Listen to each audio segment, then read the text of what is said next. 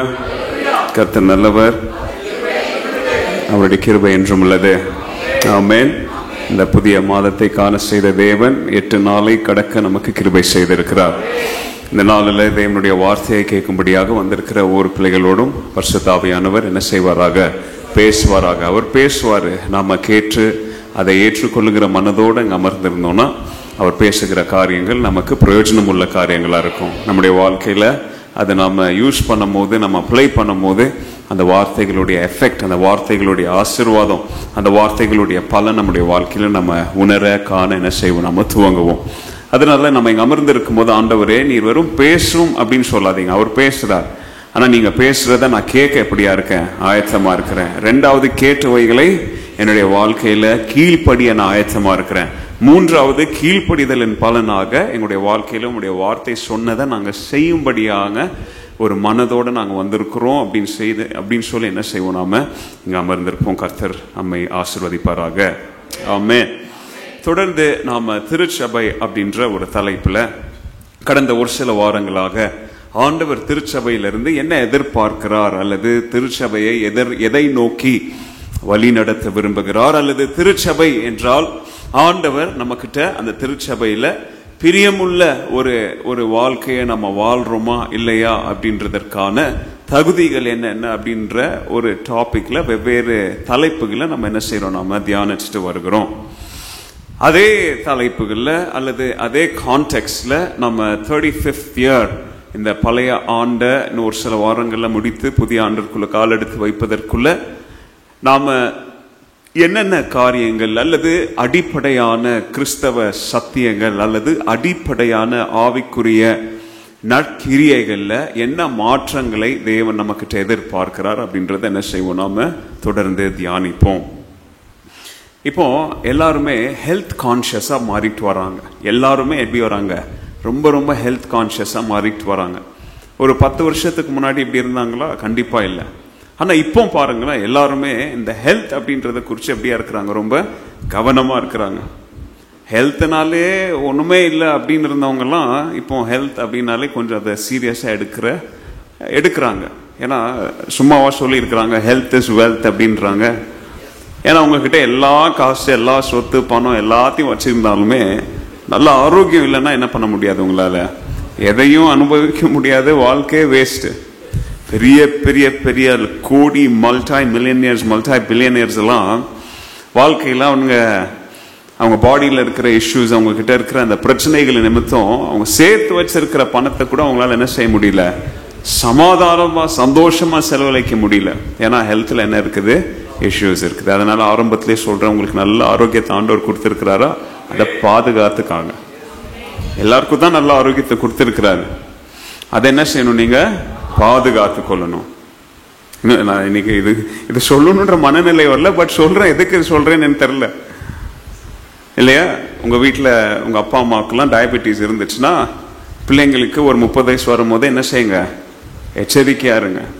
அது பார்த்துக்கலாம் அப்படின்னு சொல்லி நீங்க எச்சரிக்கை இல்லாமல் இருந்தீங்கன்னா உங்களுடைய ஹெரிடிட்டரி அப்படின்ற ஒரு சில டிசீஸில் ஒரு சில கண்டிஷன்ஸ் என்ன செய்யும்? அதுக்கப்புறம் நீங்களும் அதில் பாதிக்கப்பட வேண்டியதாக இருக்கும். So be careful about your health.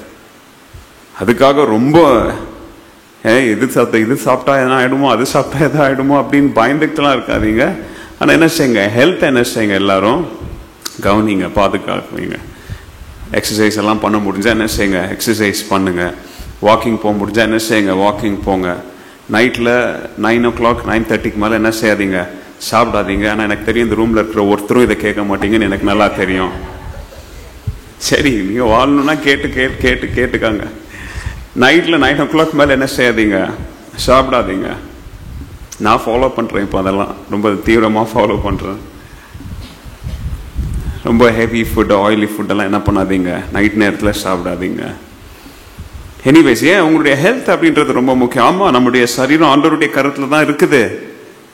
நம்முடைய ஜீவன் அவருடைய பர்மிஷன் இல்லாமலாம் என்ன செய்யாது? நம்மளை விட்டு போகாது. ஆனால் அதுக்குன்னு நீங்க முட்டாள்தனமா கேர்லெஸ் எல்லாம் இருந்தீங்கன்னா ஆண்டவருக்கு அதுக்கு என்ன கிடையாது? அது அவரு பொறுப்பு கிடையாது. ஸோ என்னுடைய பாயிண்ட் என்ன தெரியுமா? என்னுடைய பாயிண்ட், உங்ககிட்ட இப்போ இருக்கிற இந்த ஹெல்த்தை என்ன செய்யுங்க? நல்லா பாதுகாத்துக்காங்க. ஏன்னா நம்முடைய சரீரம் தேவன் வாசம் செய்கிற ஆலயம் அப்படின்றத கொஞ்சம் லிட்ரலாவே எடுத்துக்காங்க. அந்த ஆலயத்தை எப்படி நீங்க என்ன செய்யணும், பாதுகாக்கணுமோ அந்த மாதிரி இந்த சரீரத்தை என்ன செய்யுங்க, பாதுகாத்துக்கொள்ளுங்க. ஓகே, எனிவேஸ், சப்ஜெக்ட் விட்டு வெளியில போனாலும் யாருக்கோ ஆண்டவர் எதையும் சொல்ல விரும்புறாரு, எல்லாருக்கும் தான் சொல்ல விரும்புறாரு. ஸோ ஹெல்த்தை பார்த்துக்காங்க. கவனிங்க, எல்லாருமே ஹெல்த் கான்சியஸா இருக்கிறாங்க. இப்பெல்லாம் டாக்டர் சொல்றாங்க, வருஷத்துல at least once or 2 times routine health check என்ன பண்ணுங்க அப்படின்னு சொல்றாங்க. அது சீனியர் சிட்டிசனா இருந்தா ஒரு 3 months once 6 months once என்ன பண்ணுங்க, ஹெல்த் செக் பண்ணுங்க அப்படின்றாங்க. அப்போ அந்த ஹெல்த் செக் பண்ணும் போது உங்களுடைய பிளட்டை டெஸ்ட் பண்றாங்க, உங்களுடைய ஹார்ட்டை டெஸ்ட் பண்றாங்களா இல்லையா?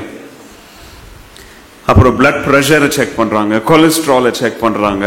நம்முடைய பாடியில இருக்கிற மிகப்பெரிய, நிறைய பேருக்கு தெரியாது, நம்ம பாடியில இருக்கிற மிகப்பெரிய நம்மளுடைய எதிரியே நம்மளுடைய பிளட் ப்ரெஷர் தான், பிபி. நம்முடைய பிபி தான் ஒரு மனுஷனுக்கு இருக்கிற மிகப்பெரிய ஒரு எதிரி. ஏன்னா அந்த பிபி அப்படிதான், அந்த ஒரு பிபி தான் போய் உங்களுடைய பாடியில இருக்கிற எல்லா ஆர்கன்ஸையும் தாக்கக்கூடிய அத பிளட் பிரஷர். ஆண்டவர் அந்த பிளட்டுக்கு ஒரு பிரஷர் வச்சிருக்கிறார், ஒரு வேகத்தை. வண்டி ஓட்டிட்டு போறீங்க இல்லையா, 30ல போனா 30ல தான் போகணும். 30ல போக வேண்டிய ரோட்ல நீங்க 90ல போனீங்கன்னா அந்த மாதிரி பிளட் ஒரு ஸ்பீட்ல போகணும்னு பாடியில வச்சிருக்கிறாருன்னா, அந்த ஸ்பீடை தாண்டிச்சுன்னா, பிரஷர் தாண்டிச்சுன்னா என்ன நடக்கும், என்னென்னமோ நடக்கும். உங்களுடைய உறுப்புக்களை போய் என்ன செய்யும், அது அடிக்கும், பாதிக்கும், மண்டையை அடிக்கும், பிரெயின் அடிக்கும். எனிவேஸ், ஹெல்த் செக்அப்ல பிளட் பிரஷர் செக் பண்றாங்க, கொலஸ்ட்ரால் செக் பண்றாங்க, தைராய்டு செக் பண்றாங்க. ஏன் நீங்க சிக்கா இருக்கிறீங்கன்னு ஹெல்த் செக் பண்றாங்களா, இல்லனா எதுவும் வந்துடக்கூடாது அப்படின்ற பிரிவென்ஷனுக்காக அதெல்லாம் செக் பண்றாங்களா? பிரிவென்ஷனுக்காக. சிக்கா இருக்கும் போது செக் பண்றாங்க. நான் அந்த செக் பத்தி இப்ப நான் பேசிக்கிட்டு இருக்கல, நான் ருட்டீன் ஹெல்த் செக் பத்தி பேசிக்கிட்டு இருக்கிறேன். 3 மாசத்துக்கு ஒரு தடவை, 6 மாசத்துக்கு ஒரு தடவை, வருஷத்துக்கு ஒரு தடவை. அது நீங்க வியாதியா இருக்கிறீங்கன்னு போய் செக் பண்ணல, எந்த வியாதியும் வந்துடக்கூடாது அப்படின்றதுக்காக போய் என்ன பண்றீங்க, செக் பண்றீங்க. அம்மாமார் விமன் எல்லாம் என்ன செய்யணும், நீங்கெல்லாம் 50 கிராஸ் ஆனாலே நீங்க போய் என்ன செய்யணும், உங்களுடைய மேமோகிராம் பண்ணணும். அதெல்லாம் யாரும் சொல்லி தர்றது இல்லை. ஏன்னா நம்முடைய இந்தியன் கல்ச்சர்ல இது ஒரு பெரிய ஒரு டேபு. அதாவது ஐயோ பிரஸ்ட் கேன்சர் இருக்குதுனாலே ஒரு பெரிய ஒரு வெக்கமாக பாக்குறாங்க. சமுதாயத்தில் என்ன செய்ய முடியறது இல்ல, தலை காட்ட முடியல அப்படின்னு சொல்லி வெக்கப்பட்டுக்கிட்டு நிறைய பேர் வியாதியில் என்ன பண்ணிட்டு இருக்கிறாங்க, செத்துக்கிட்டு இருக்கிறாங்க. அதனால 50 வயசு தாண்டிடுச்சுனாலே போய் ஹாஸ்பிட்டல்ல போய் என்ன செய்யுங்க, மேமோகிராம் அப்படின்ற ஒன்று இருக்கு. மேமோகிராமா மேமோகிராஃபி ஏதோ ஒன்று இருக்குது. அமெரிக்காவிலலாம் அது சொல்றாங்க. 40 ஆனாலே 50 ஆனாலே போய் என்ன பண்ணுங்க, உங்களுடைய இம்பார்ட்டன்ட் ஆர்கன்ஸ் எல்லாம் என்ன பண்ணுங்க, செக் பண்ணுங்க. நான் சொல்றேன் உங்களுக்கு போய் செக் பண்ணுங்க போய். எனிவேஸ், என் உடம்புல எந்த வியாதியும் வந்துடக்கூடாது அப்படின்றதுல எச்சரிக்கையா இருக்கிறீங்க. ஒரு புத்தி உள்ள டாக்டர் நீங்க போய் அவர் முன்னாடி உட்கார்ந்த உடனே எப்படிப்பா இருக்கிறேன்னு கேட்கறத விட உங்களுடைய ரிப்போர்ட்ல ஒவ்வொன்றும் எப்படி இருக்குது அப்படின்றத பாக்குறதுல தான் எப்படியா இருப்பாரு, கவனமா இருப்பார். எப்படி இருக்குன்னு சொன்னா ஒரு வியாதியஸ்தன் கூட நான் நல்லா இருக்கிறேன் எனக்கு என்னன்னு தான் சொல்லுவோம் இல்லையா? எல்லாருமே அதான் சொல்ல விரும்புவோம். நமக்கு வியாதியே இருந்தாலும் வியாதியே இல்லாத மாதிரி தான் பேச விரும்புவோம். ஆனா அந்த டாக்டருக்கு முன்னாடி உட்காந்துட்டு இருக்கிற ரிப்போர்ட், பேப்பர்ல இருக்கிற நம்பருங்க என்ன செய்யாது, பொய் சொல்லவே சொல்லாது. உங்களுடைய ஹார்ட் எப்படி வேலை செய்யுது, உங்களுடைய லங்ஸ் எப்படி வேலை செய்யுது. ஏன்னா அந்த டாக்டருக்கு நீங்க வெளியில எப்படி இருக்கிறீங்க அப்படின்றத விட உங்களுக்குள்ள இருக்கிற பார்ட்ஸ் எப்படி இருக்குதுன்றது தான் அவருடைய கவலை. நீங்க எவ்வளவு அழகா ட்ரெஸ் பண்ணிட்டு வந்திருக்கீங்க, எப்படி முடி வைத்திருக்கிறீங்க, எப்படி ஷேவ் பண்ணிருக்கிறீங்க, என்ன சென்ட் போட்டு வந்திருக்கிறீங்கன்றது டாக்டருக்கு முக்கியம் கிடையாது. அவன் பிரதமரா இருக்கட்டும் அல்லது ரோட்ல இருக்கிற பிச்சைக்காரனா இருக்கட்டும், அந்த டாக்டருக்கு முன்னாடி உட்காந்தா ஒரு நல்ல டாக்டருடைய கண்ணோட்டம் பார்வை எப்படி இருக்கணும்னா, என் முன்னாடி உட்கார்ந்து இருக்கிற பேஷண்ட் எப்படி இருக்கிறான்ற வெளியரங்க தோற்றத்தை விட அவனுக்குள்ள செயல்பட்டு கொண்டிருக்கிற ஒவ்வொரு அங்கங்களும் உறுப்புகளும் எப்படி வேலை செய்துன்றதான் அவர் கவனம் உள்ளவரா இருப்பாரு. நிறைய நேரத்தில் outward appearance can hide internal issues. நிறைய நேரத்தில் வெளியரங்கமான தோற்றம் பார்த்தீங்கன்னா உள்ளுக்குள்ள இருக்கிற பிரச்சனை அதை என்ன செஞ்சிடும், அது மூடி மறைக்க கூடிய ஒரு வல்லமை எதுக்கு இருக்கு, வெளியரங்க தோற்றத்துக்கு இருக்கு. வெளியரங்கமா தோற்றம் அப்படின்னு நான் சொல்லும் போது ஒரு 80 வயசு பாட்டியம்மாவை கூட மேக்கப் போட்டு என்ன பண்ணிடலாம், 30 வயசு பொண்ணு மாதிரி காமிக்கலாம். பண்றாங்க, அதெல்லாம் நீங்க பாக்குறது இல்லையா? அதெல்லாம் நிறைய சேலஞ்சஸ்லாம் இருக்குது அந்த மாதிரி. கவனிங்க, ஏன் இதை நான் சொல்றேன்? ஒரு திருச்சபை, ஒரு ஆவிக்குரிய திருச்சபை வெளியரங்கமா எப்படி இருக்குதுன்றதை காட்டிலும் ஆண்டவர் அந்த திருச்சபைக்குள்ள இருக்கிற அங்கங்கள் எப்படி இருக்குதுன்றதை பார்த்துதான் ஆண்டவர் எப்படியா இருக்கிறாரு, கவனம் உள்ளவரா, எச்சரிக்கை உள்ளவரா அவர் இருக்கிறார். அதனாலதான் நமக்கு ரெகுலர் ஸ்பிரிச்சுவல் ஹெல்த் செக்அப் தேவை.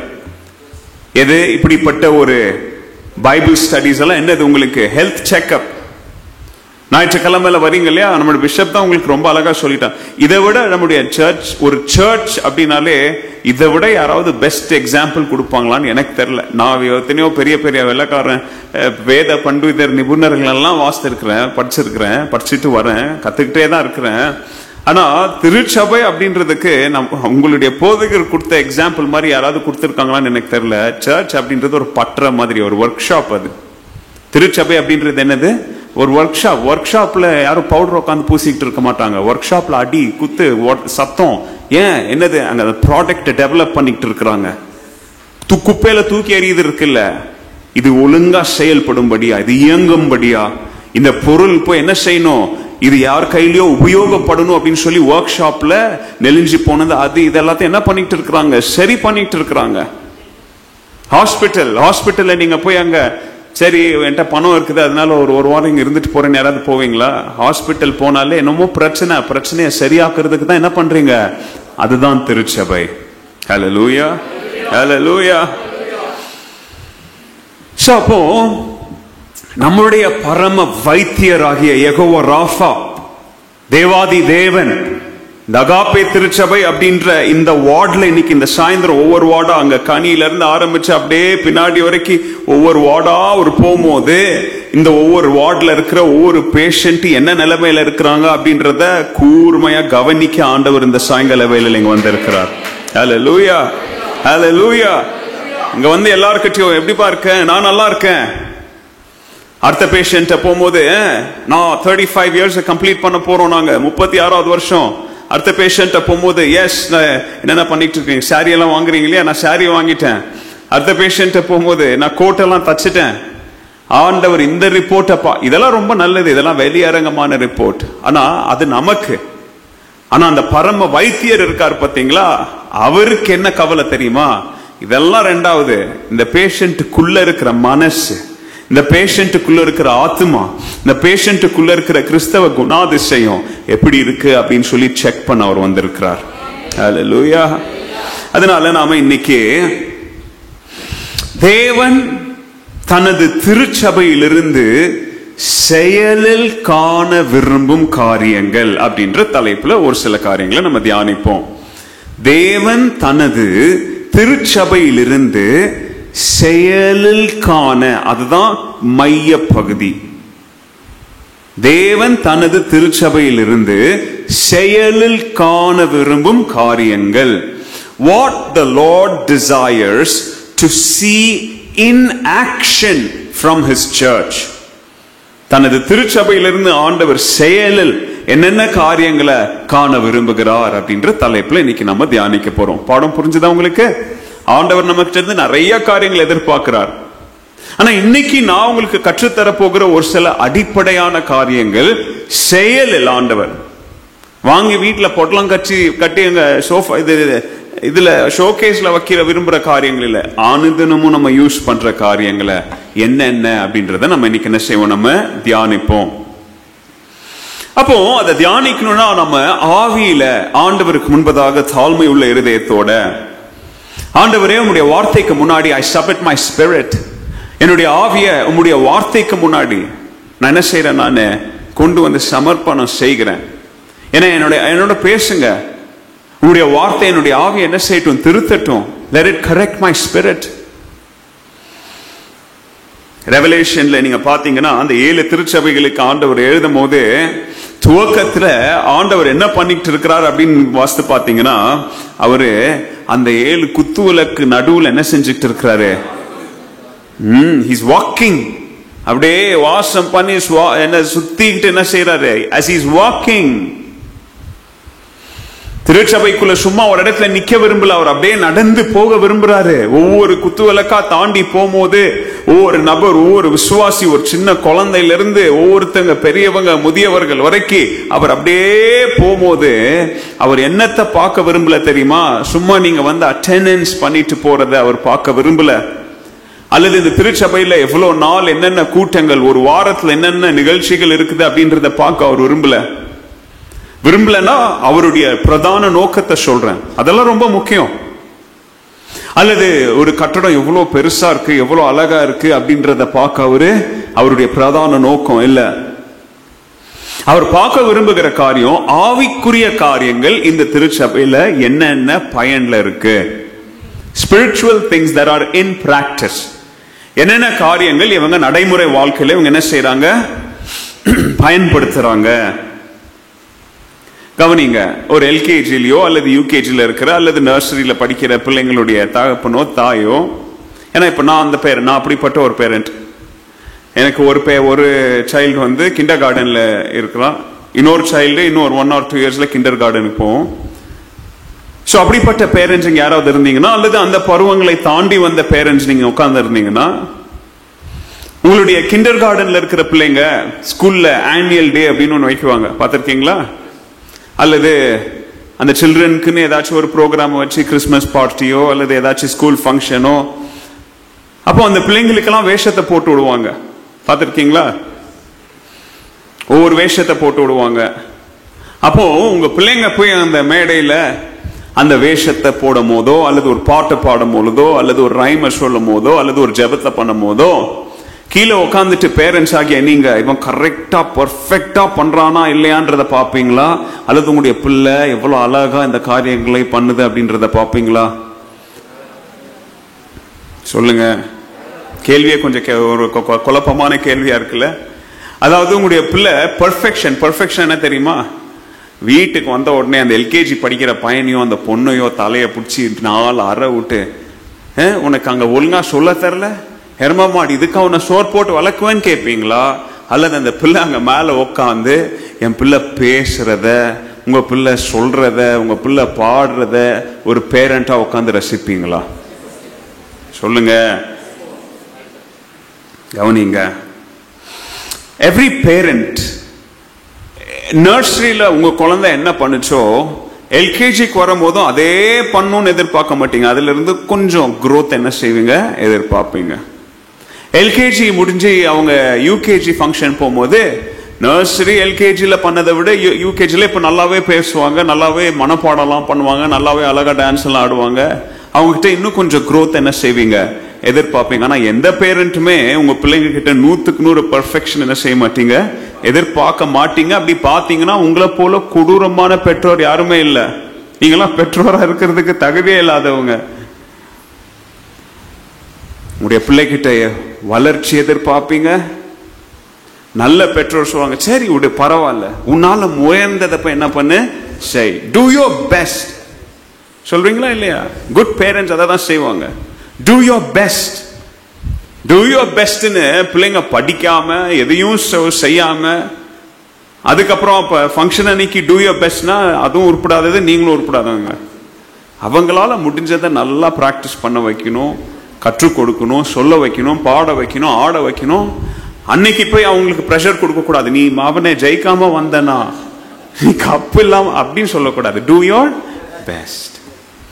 பிள்ளைங்க கிட்ட growth எதிர்பார்க்கறீங்க, பிள்ளைங்க கிட்ட சின்சியாரிட்டி எதிர்பார்க்கிறோம். அதாவது டூ யோர் பெஸ்ட், உன்னால முடிஞ்சத உன் பெஸ்ட் என்ன பண்ணு, செய், அத உண்மையா செய்.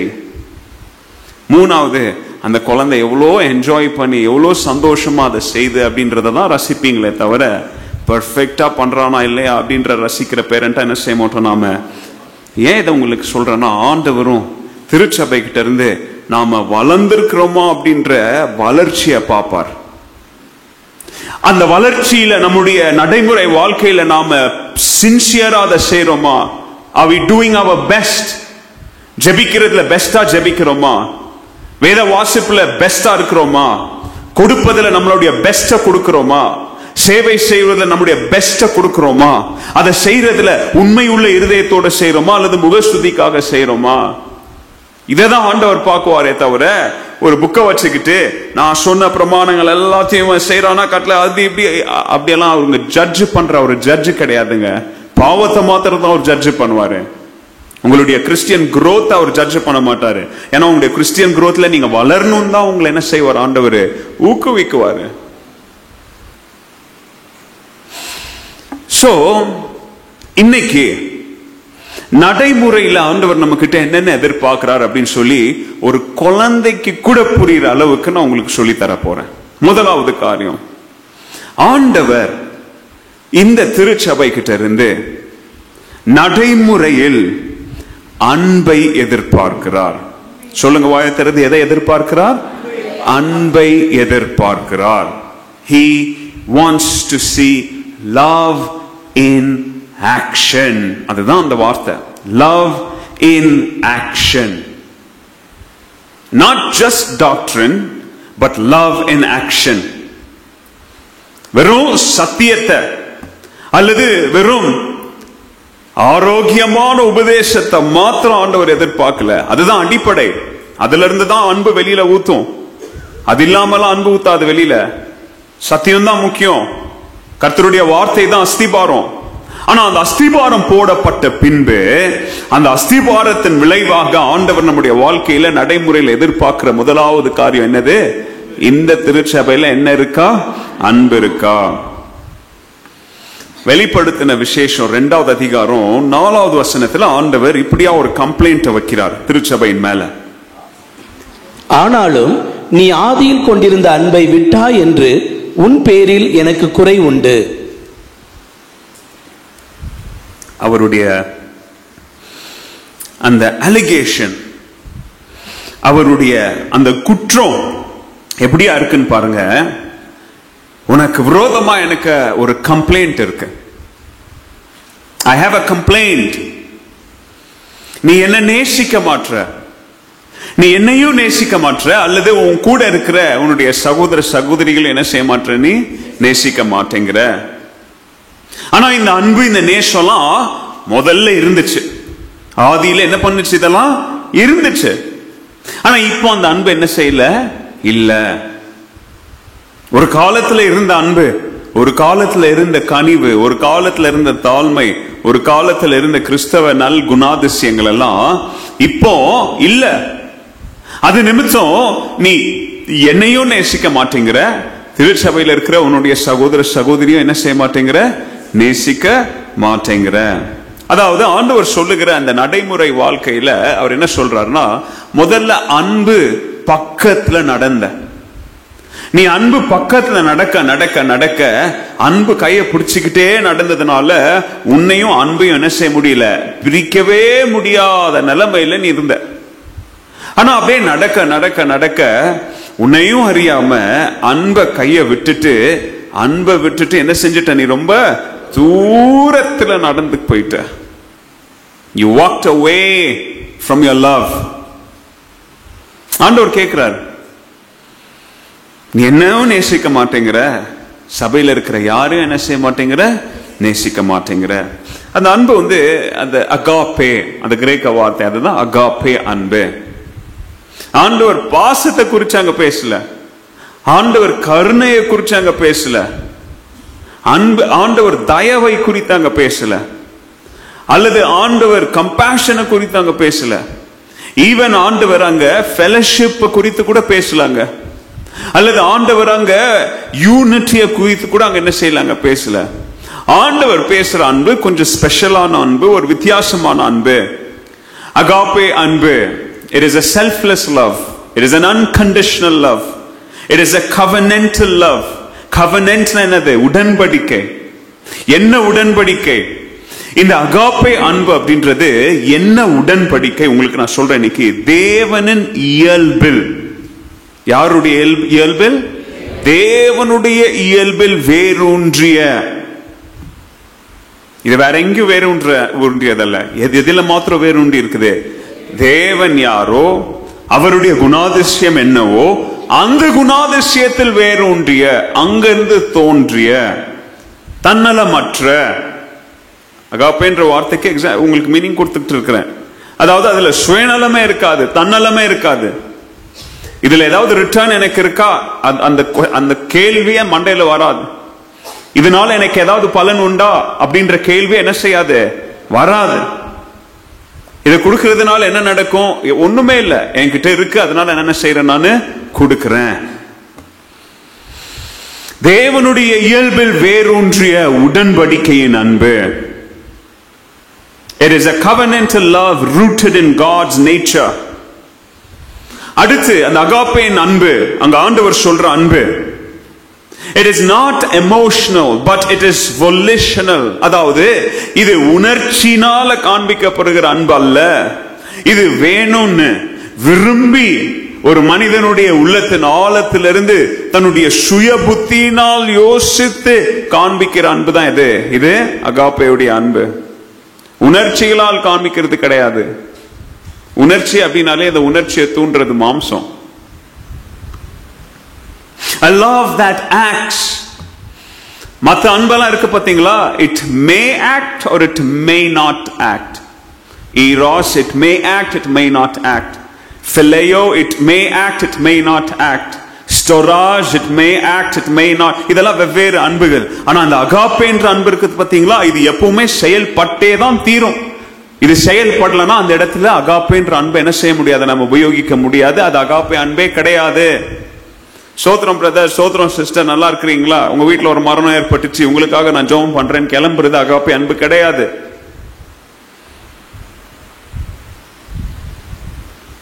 A love that will act. இதை குறித்து ஆண்டவர் சொல்றார் பாருங்களேன், யோவான் 13வது அதிகாரத்துல, உங்களுக்கு ஒரு புதிய கட்டளையை நான் தருகிறேன் அப்படின்னு சொல்லி ஆரம்பிக்கிறார். I'll give you a new commandment. Love one another. ஒருவரை ஒருவர் என்ன செய்யுங்க, நேசிங்க. எந்த விதத்துல? நான் உங்களை நேசித்தது போல நீங்கள் ஒருவரை ஒருவர் என்ன செய்யுங்க, நேசிங்க. அப்போ நீங்க எப்படி நேசித்தீங்கன்னா தான் இந்த உலகத்துல இருக்கிற எல்லாரும் உங்களை யாருன்னு பார்ப்பாங்க, நீங்க எங்களுடைய சீஷர்கள் அப்படின்னு பார்ப்பாங்க. எதை நிமித்தம் சீஷர்கள் பார்ப்பாங்க? நீங்க ஒருவருக்கு ஒருவருக்குள்ள காண்பிக்கிற அன்பு. எவ்வளவு தடவை அந்த வார்த்தையை ஆண்டவர் ரிப்பீட் பண்ணி சொல்றாரு பாருங்க, அன்பு அன்பு அன்பு அன்புன்னு சொல்லிக்கிட்டே போறாரு. 1 2 3 4 5 6 டைம்ஸ் சொல்றார் அகாப்பே அன்பு. கவனிங்க, ஒரு திருச்சபையில் சத்தியம் முக்கியம். சத்தியம் தான் அஸ்திபாரம். இன்னைக்கு நிறைய திருச்சபைகள்ல சத்தியம் இல்லை, எல்லாமே இருக்காங்க. என்னது? மத்த எல்லாமே இருக்கும், ஆனா என்ன இருக்காதாங்க, சத்தியம் மாத்திரம் இருக்காது. கவனிங்க, இந்த சத்தியம் மேபி வருகிற வாரங்கள் எப்பயாவது ஒரு நாள் இதை குறித்து நான் பேசுறேன். What is doctrine? சத்தியம்னா என்ன? அந்த ஆரோக்கியமான உபதேசம் அப்படின்னா என்ன? இயேசு கிறிஸ்துவுல தொடங்கி திருச்சபையின் அந்த டிசைபிள்ஸ் அப்போஸ்டல்ஸ்ல இருந்து தொடங்கி early church fathersல இருந்து அந்த ஆண்டவரும் அந்த அவர் அனுப்பின அந்த சீஷர்களும் அப்போஸ்தலர்களும் போட்ட அந்த ஃபவுண்டேஷன்ல இருந்து கட்டப்பட்ட அந்த திருச்சபைக்கு கொடுக்கப்பட்ட அந்த வார்த்தைகள், அந்த சவுண்ட் டாக்ட்ரின். டாக்ட்ரின்னா என்ன அப்படின்றத முதல்ல நம்ம புரிஞ்சுக்கணும். இன்னைக்கு சொல்றோம் நம்ம இந்த சபையில சத்தியம் இல்லைன்றீங்க. எதை வச்சு சொல்றீங்க? சத்தியம்னா என்ன முதல்ல உங்களுக்கு தெரியுமா? சத்தியம்னா என்னன்னு தெரியுமா உங்களுக்கு? சத்தியம்னா பொய் சத்தியம், அதை சொல்ல நான். ஆண்டவர் ஒரு திருச்சபை எதன் மேல் கட்ட விரும்புகிறார்? ஒரு இந்த சத்தியம் இருக்கிற திருச்சபை இருக்கு பாத்தீங்களா, அந்த திருச்சபையில எண்ணிக்கை இல்லைன்னா கூட அந்த திருச்சபை நிலைக்குங்க. அது இட் வில் ஸ்டாண்ட் ஸ்ட்ராங். ஏன்னா அங்க சத்தியம் இருக்கு. ஆனா சத்தியம் இல்லாம இருக்கு பாத்தீங்களா அந்த திருச்சபை, நீங்க வேணா ஹிஸ்டரி எடுத்து பாருங்களேன், அது இவால்வ் ஆகிக்கிட்டே இருக்கும். அது 3D டைமென்ஷன் மாதிரி என்ன செஞ்சுக்கிட்டே இருக்கும், மாறிக்கிட்டே இருக்கும். ஃபேஷன் கேத்த மாதிரி, காலப்போக்கு கேத்த மாதிரி ஒவ்வொருத்தன் வருவான், புது புது பாஸ்டர் வருவான், இருப்பான், போவான், அவன் சர்ச்சை உடைச்சிட்டு போவான், அவன் பிச்சுக்கிட்டு போவான். அது இவால்வ் ஆகிட்டே இருக்கும். ஏன்? அங்க பிளாட்ஃபார்மே இல்ல, அங்க எல்லாம் மத்த எல்லாமே இருக்கும் அங்க அழகா. ஆனா என்ன இருக்காது? சத்தியம் இருக்காது. ஆண்டவர் நம்ம கிட்ட எதிர்பார்க்கிற காரியம், ஒரு திருச்சபையில இந்த ஆண்டவர் சொன்ன இந்த அகாப்பே அன்பு இல்லாம போய், அகாப்பே அன்பு செத்து போயிருந்து சத்தியம் ஆரோக்கியமான உபதேசம் இருந்தா என்ன யூஸ்? அஸ்திபாரம் இருக்கு, வெரி குட், ஓகே. ஆனா அஸ்திபாரத்தை மாத்திரம் வச்சுக்கிட்டு ஏதாவது பண்ண முடியுமா? அஸ்திபாரத்தின் மேல கட்டணம் இருக்கணும். அன்பு இல்லனா, அங்க ஒருவருக்கு ஒருவர் நடுவுல அங்க பாசம், ஒருவருக்கு ஒருவர் நடுவுல அங்க அங்க அங்க கருணை, இதெல்லாம் அந்த கிறிஸ்டியன் இந்த குட்னஸ், அந்த ஆவியின் அந்த கனிகளின் பலனாக வருகிற இதெல்லாமே இல்லைன்னா அங்க ஆரோக்கியமான உபதேசம் இருந்து என்ன use? A mature church must be marked by visible love.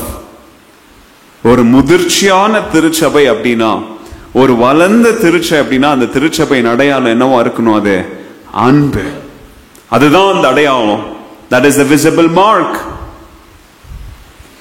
Across generations, எவ்வளோ வருஷங்கள் ஆனாலும், 10 வருஷம் 20 வருஷம் 30 வருஷம் ஆனாலும், அல்லது அந்த திருச்சபையில் எப்படிப்பட்டவங்க இருந்தாலும், எத்தனை மொழி பேசுறவங்க இருந்தாலும், எத்தனை சோஷியல் கிளாஸஸ் ஆஃப் பீப்புள் இருந்தாலும், அந்த திருச்சபை என்னென்ன குவாலிட்டிஸை வச்சு நீங்க பிரிச்சீங்கனாலும், எவ்வளோ வித்தியாசங்கள் இருந்தாலும், அந்த திருச்சபையில அன்பு அப்படின்றது எல்லாருடைய மத்தியிலும் ஒரே நிலையில என்ன செய்யும்? அது இருக்கும், அது இருக்கணும். ஹல்லேலூயா, ஹல்லேலூயா. அங்க எந்த டிஃபரன்சஸும் வரக்கூடாதுங்க. எந்த மாற்றங்கள், உயர்வு தாழ்வு ஏற்ற தாழ்வு என்ன செய்யக்கூடாதுங்க? வரக்கூடாது. கவனிங்க. அப்போ ஒரு பரிசுத்த ஆவியானவர் நிரம்பின திருச்சபை அப்படின்ற அந்த திருச்சபையில லைட் வெளிச்சத்தை விட அன்பின் வெளிச்சம் வந்து என்ன செய்யும்? ரொம்ப பிரகாசமா இருக்குங்க. என்ன சொல்லுங்க? பரிசுத்த ஆவியானவர் நிரம்பின திருச்சபையில லைட் வெளிச்சம் அலங்காரங்களை காட்டிலும் அன்பு வந்து ஒவ்வொருத்தர்கிட்ட ரொம்ப பிரகாசமா என்ன செய்யும்? அது பிரகாசிக்கும். அதை நம்ம பார்ப்போம். ஒருத்தர் பேசுறதுல, ஒருத்தர் மன்னிக்கிறதுல, ஒருத்தர் இணைந்து சபைக்காக ஊழியம் செய்வதில்ல, ஒருத்தருடைய நடவடிக்கைகள்ல, ஒருத்தர் தாழ்வில் இருக்கும் போது இன்னொருத்தர் அவங்கள போய் தூக்குறதுல, ஒருத்தர் அழும்போது இன்னொருத்தங்க அவங்களுடைய கண்ணீரை துடைப்பதில்ல, ஒருத்தர் சபைக்கு வராம போயிருந்தா அவங்கள விசாரிப்பதில்ல, ஒருத்தர் சபையில ஒரு சின்ன பிரச்சனை கண்டுபிடிச்சா அந்த பிரச்சனையை உடனே தீர்க்கிறதுல என்ன செய்யலாம்? அன்பை என்ன செய்யலாம்? நாம பார்க்கலாம். Where spirit flows, walls fall and bridges will form. அதாவது இதை ஞாபகத்தில் வச்சுக்கோங்க. பரிசுத்த ஆவியானவரால வழி நடத்தப்படுகிற கிறிஸ்தவர்கள், பரிசுத்த ஆவியானவரால நடத்தப்படுகிற கிறிஸ்தவர்கள், அவங்க எப்பவுமே சபைக்குள்ள இருக்கிற சுவர்களை உடைப்பாங்க.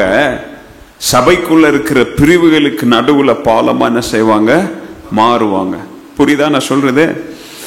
ஆவியானவரால வழி நடத்தப்படுகிற கிறிஸ்தவர்கள், அவங்க கண்ணுக்கு முன்னாடி திருச்சபையில காணப்படுகிற சுவர்கள் ஏதாவது இருந்தா அதை வேற யாராவது உடைக்கிட்டோம்ப்பா அப்படின்னு போக மாட்டாங்க. அவங்களே அந்த சுவத்தை என்ன செஞ்சிருவாங்க? தடைகளை உடைப்பாங்க. எங்கேயாவது பள்ளங்கள் இருந்தா சரி அவனாச்சு பாஸ்டர் பார்த்துக்கிட்டோம், அவங்க பையன் பார்த்துக்கிட்டோம், ஊழியக்காரங்க பார்த்துக்கிட்டோம் போக மாட்டாங்க. பள்ளங்களுக்கு பாலமா நான் என்ன செய்யறேன்? நான் இருக்கிறேன் நிற்பாங்க. அவங்க தான் பரிசுத்த ஆவியானவரால வழி நடத்தப்படுகிறவங்க. ஹல்லேலூயா, ஹல்லேலூயா. கடவுளே இல்லைன்னு சொல்லிட்டு வந்தான் ஒருத்தன் சபைக்கு. அவனுடைய எல்லா கேள்விகளும் பதில் சபையில கொடுக்கிற சத்தியங்கள்னால அவனுடைய பெரிய வெதண்டாவாதம் பேசுறவன். கடவுள் இல்லைன்னு யாராவது அவங்ககிட்ட போய் பேசினா அவ்வளோ இன்ட்ரெஸ்ட் அவனுக்கு. அவங்கள பிரெயின் வாஷ் பண்ணி அனுப்பிடுவான். அப்படிப்பட்டவன் ஒரு சபைக்குள்ள வந்தான். ஆனா வாரம் வந்து அங்க உட்காந்து பேசுற சத்தியங்களை கேட்டு இவன் மண்டை குழம்பிருச்சு. கடவுள் இல்லைன்ட்டு வந்தவன் இப்ப என்ன ஆயிட்டான்? உள்ள வந்து அப்பா இவங்க பேசுறது தான், இவர் தான் உண்மையான கடவுள்னு சொல்லி என்ன பண்ணிட்டான்? பயத்துல மனம் மாறி வாரம் பேசுகிற சத்தியங்கள் அவனுடைய மனசு என்ன செஞ்சிருச்சு? மாற்றிருச்சு. அதுக்கப்புறம் கொஞ்ச நாளுக்கு அப்புறம் அவன் சர்ச்சைக்கு வரல, ஆளை காணும். அவனை மாதிரி அவன் ஒரு குரூப்ல சேர்ந்தவன், அவனை மாதிரி கடவுளே இல்லைன்றவனுங்க நிறைய பேர் இருந்தானுங்க. அதுக்கப்புறம் ரோட்ல எங்கேயோ பார்த்துட்டு ஒரு நாள் ஒருத்தர் பார்த்தாரு, இவன் சர்ச்சில் பார்த்த மாதிரி இருக்குது. என்னப்பா நீ சர்ச்சுக்கு வரப்ப என்ன நீ? ஆமாங்க, உன்னை பார்க்கவே இல்லை ரொம்ப நாள். ஆமா, கொஞ்ச நாளாக நான் வர்றதில்லை. ஏன் வர்றதில்லை? நான் ஒரு வருஷமா அந்த சர்ச்சைக்கு வரேன். இது வரைக்கும் ஒருத்தரும் என்கிட்ட யாரும் என்ன செய்ததில்லை, பேசினதும் இல்லை, யாரும் எங்க கண்டுக்கினதும் இல்லை. இந்த சபையில வந்து ஃபர்ஸ்ட் டைம் நீங்க தான் இப்ப என்ன செய்றீங்க? அதுவும் என்ன தேடியெல்லாம் வரல, ரோட்ல எங்கேயோ மாட்டணும், ஏதாச்சும் டிராபிக்ல நின்றுட்டு இருந்ததுனால பேசுனீங்க.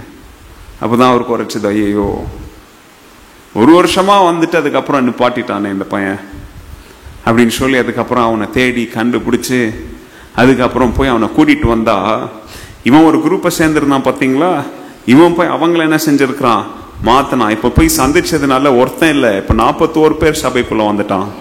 இவன் ஒருத்தன் சேர்த்து இவனுடைய நண்பர்கள் 40 பேரு, 41 பேரு ஒருத்தர் உண்மையா கருசனையா அன்பு காமிக்கணும்னு உணர்த்தப்பட்டு அவனை போய் சந்திச்சு அவன்கிட்ட பேசணும்னு இப்ப சபைக்குள்ள எத்தனை ஆத்மாக்கள், 41 ஆத்மாக்கள்.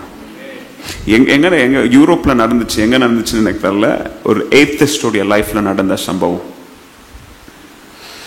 Reignite your fire for Christ every day. ஆண்டவருக்காக நம்முடைய அன்பு அப்படின்னு எரிய வேண்டிய அந்த அக்கினி ஒவ்வொரு நாளும் அது என்ன செய்யப்படணும், அந்த அக்கினி பலப்படுத்தப்படணும். ஒரு நாள் பலப்படுத்தாம விட்டீங்கன்னா காத்து அடிச்சு என்ன செஞ்சிடும், அந்த அக்கினி அது அமைஞ்சு போயிடும். எவ்ரி டே நீங்க சூடு என்ன செய்யணும், ஊதி ஊதி ஊதி அந்த நெருப்பு என்ன செய்யணும், நீங்க பலப்படுத்தணும். You have to strengthen that. வரும் ஞாயிற்றுக்கிழமை ஒரு தடவை வந்து ஆராதனையில உட்கார்ந்துட்டு போக கூடாது. ஒவ்வொரு நாளும் வீட்டுல அட்லீஸ்ட் மினிமம் ஒரு 30 மினிட்ஸ் ஆவது ஆண்டவரோட நேரம் செலவிட என்ன செய்யணும், நீங்க நேரத்தை ஒதுக்க வேண்டும். இதுதான் பிராக்டிக்கல் டீச்சிங் உங்களுக்கு இன்னைக்கு. என்ன செய்யணும், ஒவ்வொரு நாளும் மினிமம், நான் சொல்றது மினிமம், உங்களுக்கு டைம் இருந்தா மேக்ஸிமம் எவ்வளவு நேரம் வேணாலும் கொடுங்க, ஆனா மினிமம் ஒரு நாள் அட்லீஸ்ட் 30 நிமிஷமாவது ஆண்டவரோட என்ன செய்யணும், நீங்க நேரம் செலவிட கத்துக்கொள்ளணும். ஜெபத்திலும் கர்த்தருடைய வார்த்தையில தியானிப்பிலும். ஏன்னா அந்த 30 மினிட்ஸ் நான் உங்களுக்கு எதாவது எழுதிக்காங்க, பிராக்டிக்கல் டிப்ஸா சொல்றேன் நான் என்ன செய்யணும்ட்டு. ஏன்னா இது வரைக்கும் எதையுமே செய்யாதவங்க 30 மினிட்ஸ்ல இருந்து ஆரம்பிங்க. ஏன்னா அந்த 30 மினிட்ஸ்ல ஆண்டவரோட நேரம் செலவிடுவதன் அர்த்தம் என்ன தெரியுங்களா, மீண்டும் ஆண்டவரோட நீங்க அன்பு செலுத்துகிறீங்க. ஆண்டவருடைய அன்புல you're falling in love with Jesus again. Hallelujah. திருமணமானவங்க திருமணத்துக்கு முன்னாடி உங்களுடைய கணவனையும் மனைவியும் எப்படி நேசித்தீங்களோ திருமணத்துக்கு அப்புறம் அதோட விட்டுருவீங்களா? ஆனா அப்படிதான் விட்டுறாங்க நிறைய பேர். அதனாலதான் நிறைய திருமணங்கள் என்னது, உங்களுக்கு நம்ம சர்ச்ல ஒரு மேரேஜ் செமினார் ஒரு நாள் வைக்கணும்னு பேசிட்டு இருக்கிறோம், நானும் பாஸ்டரும். சீக்கிரம் வரும் இந்த வருஷத்துல மேபி. ஏன்னா கல்யாணம் ஆன உடனே முடிஞ்சிச்சு, அதான் என்னது ஒரு கான்ட்ராக்ட் நினைப்போம். உங்களுக்கு ஒரு வீடியோ நிலத்தையும் வாங்குற வரைக்கும் முக்குவாங்க, எல்லாத்தையும் சைன் போட்டு பேர் அவங்க இல்லைன்னா அவங்க பேர்ல வந்த பிறகு அப்படின்னு. கல்யாணம் அப்படி இல்லைங்க, திருமணம்ன்றது அப்படி கிடையாது. You have to work every single டே. அதனாலதான் நிறைய பேருடைய திருமணம் சாரமற்ற, நிறைய பேருடைய திருமணம் ருசி இல்லாத, நிறைய பேருடைய திருமணம் ஆசீர்வாதம் இல்லாத. இன்னும் ஒரு படிப்பை சொல்ற நிறைய கிறிஸ்தவங்களுடைய திருமணம், இன்னும் ஒரு படிப்பை சொல்ற நிறைய ஊழியக்காரங்களுடைய திருமணம் இன்னைக்கு சாட்சி இல்லாம ஏன் நிக்குது தெரியுமா? They don't fall in love with their spouse every single day. ஒவ்வொரு நாளும் உங்களுடைய கணவனோட உங்களுடைய மனைவியோட மீண்டும் அந்த அன்புக்குள்ள நீங்க என்ன செய்யணும், you have to fall in love. 30 minutes every single day. இன்னும் அதிக நேரம் கொடுக்க முடிஞ்சா அதிக நேரம் கொடுங்க. அந்த 30 நிமிஷமோ 1 ஹவரோ அல்லது ஒரு நாள் முழுசும் நீங்க ஆண்டவரோடு செலவிடுகிற நேரம் மீண்டும் அவரோட அந்த ஆதி அன்புல நீங்க என்ன செய்றீங்க, மீண்டும் பிரவேசிக்கிறீங்க அப்படின்றத மறந்துடாதீங்க. அததான் ஆண்டவர் எதிர்பார்க்கிறாரு. 36வது வருஷத்துக்குள்ள போறதுக்கு முன்னாடி புது துணி வாங்கிட்டீங்களா, அத ஆண்டவர் பார்க்கல. நீ ஒரு நாளில் 5 நிமிஷம் கூட நீ திரும்பி அன்பு கிட்ட வர மாட்டிய, ஒரு 10 நிமிஷம் கூட என்கிட்ட நீ பேச மாட்டிய. பெற்றோருக்கு பிள்ளைங்க வந்து அவங்க கிட்ட பேசலன்னா முதிய பெற்றோருக்கு எவ்வளவு வருத்தம், எவ்வளவு தனிமையில் இருக்கிறாங்களோ அதே வேதனை தாங்க பரம தகப்பனுக்கும், அதே வேதனை தான். இன்னும் சொல்லணும்னா அதை விட இன்னும் அதிகமான வேதனை. ஏன்னா அவருக்கு அவனுடைய ஜீவனை நமக்காக தந்து நம்மை தம்முடைய சொந்த பிள்ளையா அவர் ஏற்றுக்கொண்டிருக்கிறாரு. எவ்வளவு ஏங்குவாரு, எவ்வளவு வலி, எவ்வளவு வேதனை. ஐயோ என் பிள்ளை இவ்வளவு பாவத்துல போதே, இவ்வளோ மீண்டும் மீண்டும் ஞாயிற்றுக்கிழமை இவனுக்கு இவ்வளோ போதனை கொடுத்தும் இவன் செய்யறதான் செய்யறானே, இவ செய்யறதான் செய்யறாளே. ஏன் நீங்களும் நானும் அவரோட அந்த 30 நிமிஷமோ 1 ஹவரோ 15 நிமிஷமோ அவரோட அந்த நேரம் செலவிட்டா அவர் சொல்லுவாரு, நீ செய்யறது தப்பு, இதை செய்யாத, இந்த நபரோட உறவை நீடிக்காத, இந்த காரியத்திலிருந்து இமீடியட்டா ஸ்டாப் பண்ணு, இதை அல்லது இதை செய் அப்படின்னு சொல்லி ஆண்டவர் சொல்லுவாரு. Learn to fall in love with Jesus every single day. காதலிக்கும் போது பாத்தீங்கன்னா ஐயோ பைத்தியம் அவங்கலாம், அவங்கெல்லாம் ஒரு வித்தியாசமான ஜந்த. அவங்கெல்லாம் அதுல பார்த்திருப்பீங்கன்னா பைத்தியக்காரத்தனமா அலைவாங்க, திருட்டுத்தனமா அலைவாங்க. ஏன் போன் பேசணும், மெசேஜ் அனுப்பணும், திருட்டு. இதுதாங்க ஆண்டவரும் எதிர்பார்க்கிறாரு. அவருடைய பிள்ளைங்க அவரோட பேசணும். அவருடைய பிள்ளைங்க அழிந்து போகிற அதுக்காக நான் அந்த அன்பு அகாப்பே அன்போட ஒப்பிடுறேன்னு சொல்லாதீங்க. அது நாசமா போற அன்பு அது. ஆனா அந்த நாசமா போற மண்ணுக்கு போற மாம்சத்துக்கு காமிக்கிற அன்புக்கே நம்ம இவ்வளோ கருசனை உள்ளவர்களா, இவ்வளோ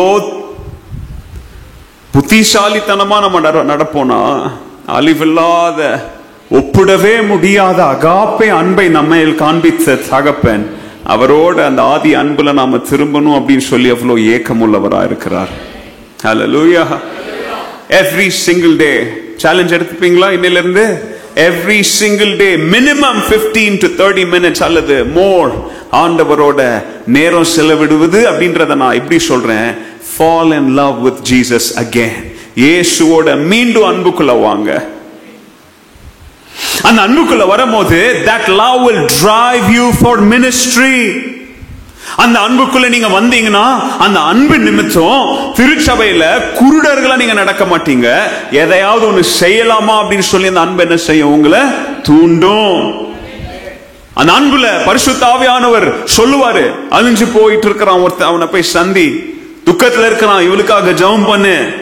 இவன் ரொம்ப வீக்கா இருக்கிறான், அவனை போய் பலப்படுத்து.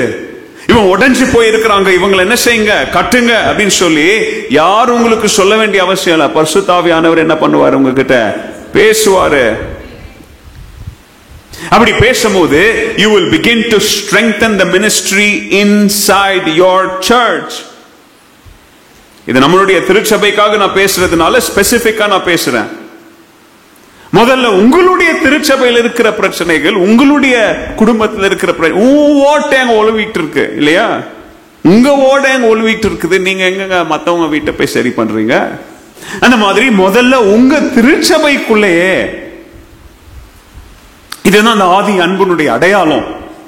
அந்த ஆதி அன்புனுடைய அடையாளம் உன் வீட்டுல, ஆண்டவர் உங்களை வைத்திருக்கிற வீட்டுல என்ன காரியங்கள்ல நான் பயன்பட முடியும், என்ன காரியங்கள்ல ஆண்டவர் எடுத்து என்னை உபயோகிக்குவார்னு பாக்குறத விட்டுட்டு நான் அங்க போறேன் நான் இங்க போறேன் அப்படின்றது உண்மையான அன்பு என்ன கிடையாது, அடையாளம் கிடையாது.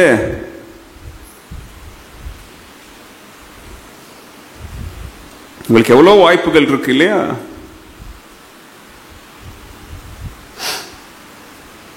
All outreach should begin with kindness.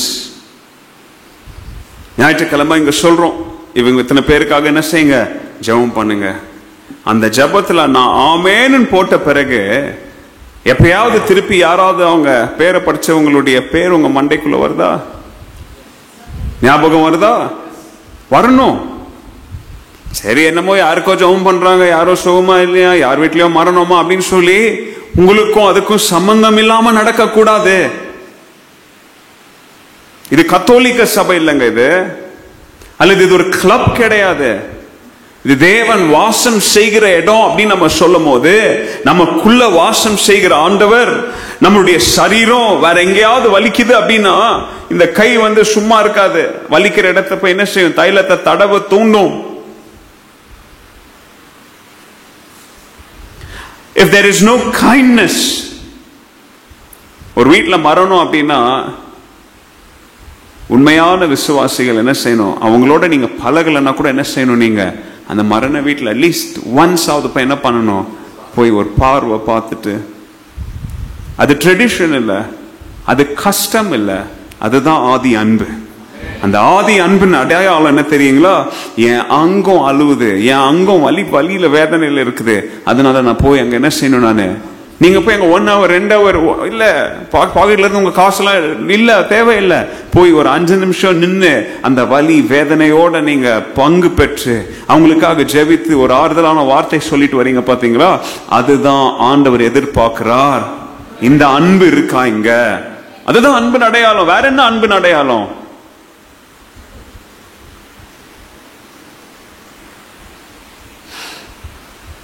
பிராக்டிக்கலா நான் சொல்றேன். நான் அது மாத்திரம் இல்ல, you have to worship with emotion and reverence. ஆவியில ஆண்டவரை துதிக்கும் போது நம்முடைய ஆராதனைகள்லையும் ஆண்டவர் அந்த அன்பை என்ன செய்றாரு? எதிர்பார்க்கிறார். நம்முடைய துதி ஆராதனையிலையும் ஆண்டவர் அந்த ஆதி அன்புல நம்ம இருக்கிறோமா அப்படின்றது என்ன செய்றாரு? எதிர்பார்க்கிறார். ஆதி அன்பு, தேவன் மேல் வைக்கப்பட்டிருக்கிற உண்மையான அன்பு இன்னொரு விதத்தில் எப்ப பார்க்கலாம் தெரியுமா? அந்த ஆண்டவரை துதித்து பாடுகிற நேரத்துல நம்மையும் அறியாம நம்முடைய உள்ளத்தின் ஆழத்திலிருந்து ஆண்டவரை துதிக்கும் போது கையை தூக்கியோ கையை தட்டியோ அல்லது கண்கள் இருந்து கண்ணீர் சிந்தி அல்லது கைகளை தட்டி உற்சாகமா ஆண்டவருடைய சமூகத்துல இப்படிப்பட்ட உணர்ச்சிகள் எல்லாம் நீங்க வெளியில காமிச்சு உள்ளுக்குள்ள இருக்கிற ஆண்டவர் மேல வைத்திருக்கிற அன்பை வெளி காட்டுறீங்க பாத்தீங்களா? இதான் ஆண்டவர் எதிர்பார்க்கிறார். ஹல்லேலூயா, ஹல்லேலூயா.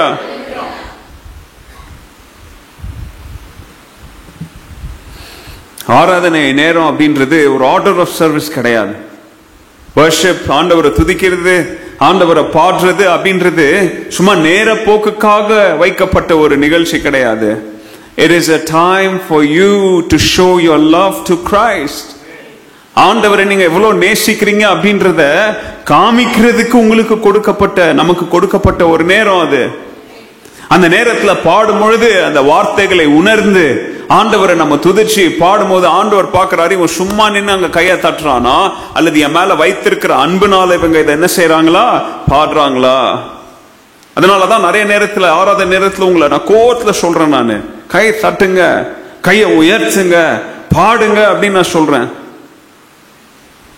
வேணா எப்பயாவது நம்ம அடுத்த தடவை இந்த ஃபர்ஸ்ட் சர்வீஸ், நான் போன வாரமே சொல்லணும்னு நினைச்சேன், ஃபர்ஸ்ட் சர்வீஸ்ல இருக்கிறவங்க யாராவது இங்க வந்திருந்தீங்கன்னா, நான் சொல்றேன் கவனிங்க, ஃபர்ஸ்ட் சர்வீஸ்ல இருக்கிற யாராவது இங்க வந்திருந்தீங்கன்னா, உங்களால வெளிப்பா ஃபர்ஸ்ட் சர்வீஸ்ல உட்கார முடியலன்னா தயவு செய்து செகண்ட் சர்வீஸ்க்கு வாங்க. Please come. நான் ஜோக்கா சொல்ல, நான் ரொம்ப சீரியஸா சொல்றேன். Please come to the second service. நல்லா தூங்கி எழும்பிட்டு குளிச்சுட்டு சாப்பிட்டுட்டு எந்த ஆராதனைக்கு வாங்க? செகண்ட் சர்வீஸ்க்கு வாங்க.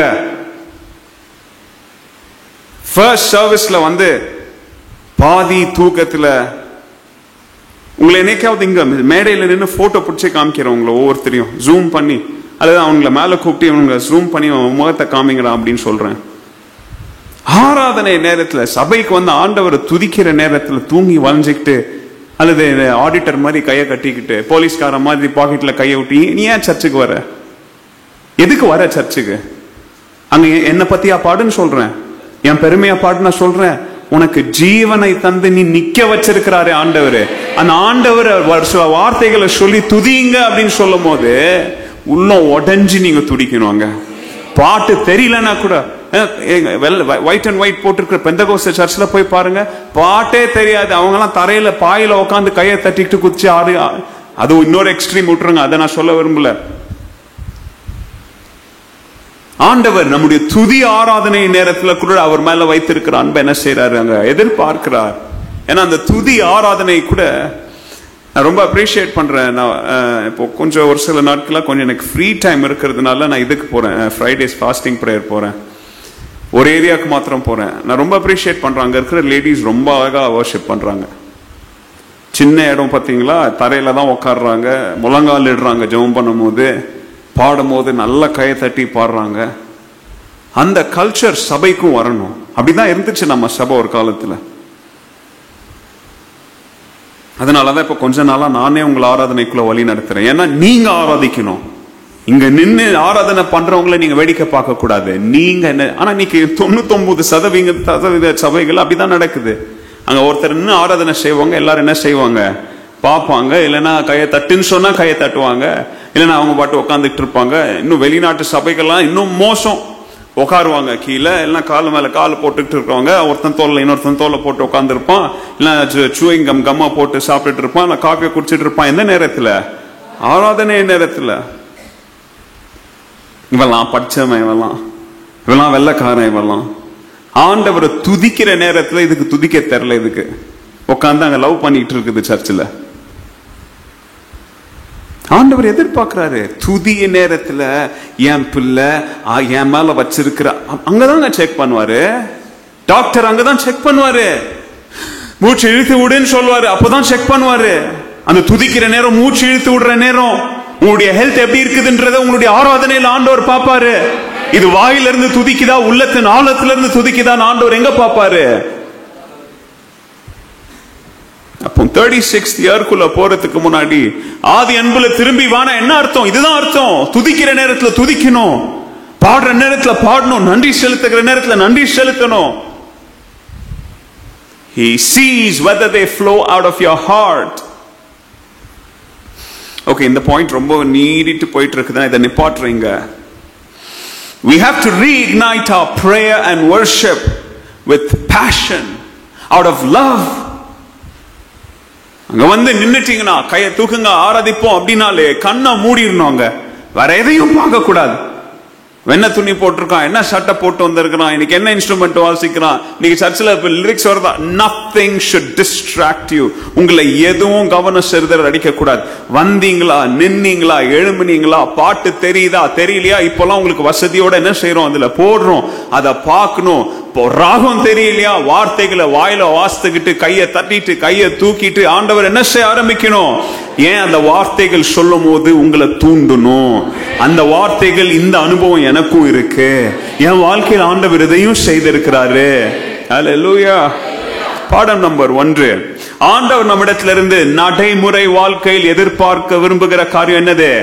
He wants to see love in action. வெறும் ஆரோக்கியமான உபதேசத்தை மாத்திரம் இல்ல, அது நமக்கு இருக்கு, போதுமான அளவுக்கு இருக்கு. ஆனா அதன் பலனான அன்பு நம்ம கிட்ட, நம்ம உள்ளத்திலிருந்து வெளியில வருதா? இரண்டாவது காரியம், God wants to see unity in action. தேவன் நம்முடைய திருச்சபைக்குள் ஒற்றுமையை நடைமுறை செயலில் பார்க்க விரும்புகிறார். Not just attendance. He wants to see unity in action, not just attendance. இதை குறித்து பவுல் என்ன சொல்றார் பாருங்க. எபேசியர் 4வது அதிகாரம் வசனம் 3. Ephesians chapter 4 verse 3. ஆவியின் ஒருமையை காத்துக் கொள்வதற்கு ஜாக்கிரதையாயிருங்கள். ஆவியின், அதுதான் ஒற்றுமை. ஆவியின் யூனிட்டி. அங்க என்ன சொல்றார் பாருங்க, உங்களால் முடிந்த அளவு என்னென்னத்தை செய்ய முடியுமோ சொல்றோம் இல்லையா, வைத்த கட்டி வாய கட்டி இவனை என்ன செஞ்ச, நானு படிக்க வச்சேன், வைத்த கட்டி பட்டினி கடந்து இந்த வீட்டை கட்டுன சொல்றீங்களே, அப்படின்னா என்ன அர்த்தம்? உங்களால் முடிந்த அளவுக்கு எல்லா முயற்சிகளையும் எடுத்து ஒரு காரியத்தை சாதிச்ச மாதிரி பவுல் சொல்றாரு, உங்களால் முடிந்த எல்லாத்தையும் செய்யுங்க. எதுல தெரியுமா? திருச்சபைக்குள் ஒருவரோடு ஒருவர் ஒற்றுமையில் இருப்பதற்கு, ஒற்றுமையில் இருப்பதற்கு, ஒற்றுமையின் ஆவியை கொண்டு வருவதற்கு. உங்களால் முடிந்த அளவுக்கு எல்லாத்தையும் செய்யுங்க. ஒருவரை ஒருவர் சமாதானத்தினால் கட்டி வைப்பதற்கு. எதனால கட்டி வைப்பதற்கு? சமாதானத்தினால. அதாவது அவர் சொல்லுகிற காரியம் என்ன தெரியுங்களா? 2 பேர் நடந்து போயிட்டு இருப்பாங்க. ஒருத்தனுக்கு மனசுல ஐயோ இவனுக்கு எனக்கு என்னமோ பிரச்சனை இருக்குன்னு தோணினாலே உடனடியே அந்த செஞ்சிடணும், அதை சரி செஞ்சிடணும். Not until it happens, but when you notice, when you start feeling it, என்னமோ நடக்குது, என்னமோ பிரச்சனை, என்னமோ சரியில்லை அப்படின்னாலே அது முத்தி போய் பெரிய வெடியா வெடிக்கிறதுக்கு முன்னாடியே உன்னால முடிஞ்ச எல்லா முயற்சிகளையும் செய்து அந்த காரியத்தை என்ன பண்ணுங்க, சரி பண்ணுங்க. ஹெனோடெஸ் அப்படின்ற வார்த்தை அந்த அந்த ஒற்றுமை அப்படின்ற வார்த்தையின் அர்த்தம். ஹெனோடெஸ். ஹெனோடெஸ் அப்படின்ற வார்த்தை a unity that results from oneness in spirit and purpose, not sameness or not same personality or not same opinion. எழுதிக்காங்க, அதுக்கப்புறம் நான் அர்த்தத்தை சொல்றேன். இங்க பவுல் உபயோகிக்கிற அந்த ஒற்றுமை அப்படின்ற வார்த்தையுடைய அர்த்தம், ஹெனோடெஸ் அப்படின்ற வார்த்தையுடைய அர்த்தம், it is a unity, அது ஒரு ஒற்றுமை. It comes from oneness in purpose and oneness in spirit, not from the sameness of personality or opinion. அதாவது நோக்கங்களினாலும் தரிசனத்தினாலும் ஆவியினாலும் வருகிற ஒற்றுமை அல்லது இது ஆளுமை அல்லது கருத்தின் அடிப்படையில் வருகிற ஒற்றுமை அல்ல. திருப்பி நான் சொல்றேன், எதன் அடிப்படையில் வருகிற ஒற்றுமை? நோக்கங்கள், தரிசனங்கள் மற்றும் ஆவியினால் தூண்ட. எங்க நான் உட்கார்ந்து கற்பனை பண்ணி எழுதிட்டு வந்த அர்த்தம் கிடையாது. கர்த்தருடைய வார்த்தையில் எழுதப்பட்ட நோக்கத்தின் கான்டெக்ஸ்டுவல் கிரீக் வேர்டுடைய மீனிங்க சொல்றேன். இந்த ஒற்றுமை, சபைக்குள்ள ஒற்றுமை எதன் அடிப்படையில் வரணும் தெரியுமா? நோக்கம், தரிசனம், ஆவி, பரிசுத்த ஆவியானவர் துவங்கின ஆவியிலிருந்து வர வேண்டிய ஒற்றுமையை தானே. அதை தவிர ஆளுமையினாலேயோ நம்முடைய கருத்தின் அடிப்படையிலையோ அல்லது உனக்கும் எனக்கும் ஒரே ஒரு காரியம் பிடிக்குதுன்ற அடிப்படையில வருகிற சமாதானத்தின் ஒற்றுமையை என்ன செய்யலைங்க பேச. ஆனா நிறைய சபைகள்ல இன்னைக்கு அததான் ஒற்றுமை நினைச்சுட்டு இருக்கிறாங்க. ஒரு 10 பேர் ஒரு காரியத்தை டிசைட் பண்ணி ஓகே இதுதான் அப்படின்னா நாங்க 10 பேர் ஒற்றுமையா இருக்கிறோம். இல்ல, நோ. ஒற்றுமை அப்படின்றது அந்த சபைக்கு ஆண்டவர் கொடுத்த நோக்கம், அந்த சபைக்கு ஆண்டவர் கொடுத்த தரிசனம், அந்த நோக்கம். அந்த இங்க பாருங்க, நான் ரொம்ப கிளியரா சொல்லிடுறேன். அகாப்பேக்கு ஒரு தரிசனம் இருக்கா இல்லையா? அகாப்பேக்கு ஒரு தரிசனம் இருக்கா? அந்த தரிசனத்தை நீங்க, அந்த தரிசனத்தை இங்க உட்கார்ந்துட்டு இருக்க யாருக்கும் கொடுக்கல ஆண்டவர். அந்த தரிசனத்தை எனக்கும் கொடுக்கல, இந்த சபையின் மெய்ப்பனுக்கு தான் ஆண்டவர் அந்த தரிசனத்தை கொடுத்தார். நீங்க இந்த என்னைக்கு அகாப்பே திருச்சபைக்குள்ள வந்தீங்களோ அந்த நாளை யோசித்து பாருங்க. என்னைக்கு இந்த அகாப்பே இந்த சபைக்குன்னு ஒரு தரிசனம், ஒரு நோக்கம் இருக்கோ, அதை தெரிஞ்ச உடனே அந்த நோக்கத்தோட உங்களுடைய ஆவி சமாதானமா ஒத்து போய் பரிசுத்த ஆவியானவர் உங்ககிட்ட பேசி, இதுதான் இந்த தேவதாசனுக்கு நான் தந்த தரிசனம், இந்த சபையை கொண்டுன்னு இந்த பட்டணத்துல இதை தான் நான் செய்ய விரும்புகிறேன், அதுல உன்ன பங்காளனா நான் சேர்க்கிறேன் ஆண்டவர் உங்ககிட்ட பேசி, நீங்க அதுக்கிட்ட ஒத்துக்கிட்டு சமாதானத்தோட இங்க வந்து இருக்கிறதுனாலதான் இத உங்களுடைய வீடு, உங்களுடைய தோட்டம் நீங்க சொல்றீங்க.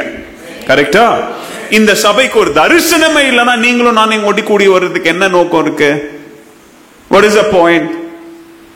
அதனாலதான் நிறைய திருச்சபைகள்ல அக்கௌண்ட் இல்ல, கணக்கு வழக்கு இல்ல, ஒரு அமைப்பு இல்ல, ஒரு யூனிட்டி இல்ல, ஒரு ஸ்ட்ரக்சர் இல்ல.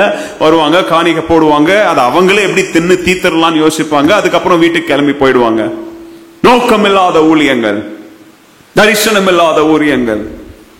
அப்ப இந்த 35th இயர்ல நீங்க எல்லாரும் இங்க இருக்கிறீங்க, இந்த அகாப்பே அப்படின்ற ஆலமரத்துக்கு கீழே இங்க இருக்கிறீங்க அப்படின்னால என்ன அர்த்தம்? இந்த சபையின் தரிசனத்தோட நீங்க என்ன செய்றீங்க இல்லையா? அதனாலதான் இப்ப வருகிற ஞாயிற்றுக்கிழமை அதை உங்களை சொல்ல வைப்பாங்க இல்லையா? சொல்லுவீங்க தானே? ஏன் சொல்றீங்க? ஏன்னா அது நம்முடைய மூச்சா இருக்குது. நம்ம கற்றுக்கொள்ளுகிற சத்தியம், நம்ம படிக்கிற காரியங்கள் எல்லாம் நம்ம எப்படியாவது காவேரியில இருந்து வர்ற தண்ணி எல்லாருடைய வீட்டுக்கு வரணும்னா அது சேனலைஸ் ஆகி பைப்புக்குள்ள போய் வரணும். அந்த மாதிரி கர்த்தருடைய வார்த்தைகள், சத்தியங்கள், நீங்க பேசப்படுகிறவைகள், நீங்களாம் ஒவ்வொரு பைப் மாதிரி அது உங்க மூலமா என்ன செய்யணும்? இந்த தரிசனம் அப்படின்ற வீல்ல சுத்தி போகணும். அது அப்போ தரிசனம் இல்லைனா, தரிசனத்தோட ஒற்று போலனா நீங்க தொடர்ந்து அகாப்பையோட என்ன செய்ய முடியாது இருக்க. அப்படி தரிசனத்துல வேறுபாடு, கருத்து வேறுபாடு வந்து நிறைய பேர் வருவாங்க, நிறைய பேர் என்ன செய்வாங்க, போவாங்க. ஆனா உன் தரிசனம் என்ன? What is your calling? இந்த சபை அப்படின்றீங்க இல்லையா, இந்த சர்ச் மெம்பர் அப்படின்னு சொல்றீங்க இல்லையா, where does your faithfulness lie? ஆண்டவர் உங்களை பார்த்து கேட்கிறாரு. ஐக்கியம் ஐக்கியம்ன்ற பேர்ல எங்கெங்கயோ ஐக்கியம், unity. No, that is not unity. Unity na there must be a purpose. அகாப்பேனா இந்த இதுக்கு ஒரு பர்பஸ் இருக்கு.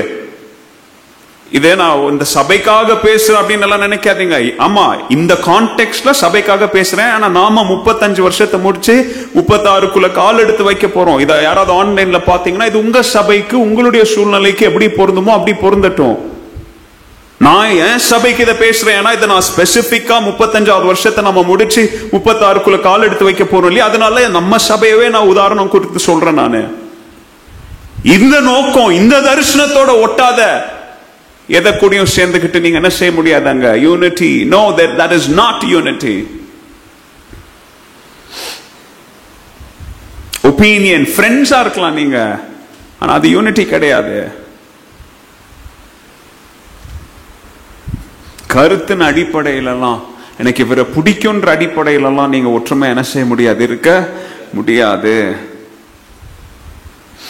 யூனிட்டி சபைக்குள்ள கவனிங்க. அப்போ you have to be very thankful. இங்க இருக்கிற எல்லாரும் அகாப்பே சபையை உங்களுடைய வீடுன்னு சொல்ற எல்லாரும், அகாப்பே சபையை என் குடும்பம்னு சொல்ற எல்லாரும், பிஷப் ரூபன் சத்யராஜ உங்களுடைய ஆவிக்குரிய தகப்பன் சொல்ற எல்லாரும் நீங்க ரொம்ப நன்றி உள்ளவங்களா இருக்கணும் ஆண்டவருக்கு. எனக்கு ஒரு குடும்பத்தை தந்து, எனக்கு ஒரு தகப்பனை தந்து, எனக்கு ஒரு ஆவிக்குரிய குடும்பத்தை தரிசனத்தோட எனக்கு தந்தீங்களே ஆண்டவரே. எங்க அப்பா சாகலாம், என் சகோதரன் சாகலாம், ஆனா தரிசனம் என்ன செய்யாது, சாகாது. திருச்சி அவன் சாமா இவன் சாமா, அவன் வருவான் இவன் விட்டு போவான், சபை என்ன செய்யாது, அது நிலைச்சு நிக்கும். அது ஏன்னா அந்த தரிசனம் யார் தந்த தரிசனம். அதே மாதிரி கூடவே சேர்த்து சொல்லிடுறேன், எந்த திருச்சபையோ அல்லது எந்த கிறிஸ்தவ ஐக்கியத்திலையுமே, எந்த கிறிஸ்டியன் ஆர்கனைசேஷனா இருக்கட்டும், இன்னைக்கு எக்கச்சக்கமா இருக்குது.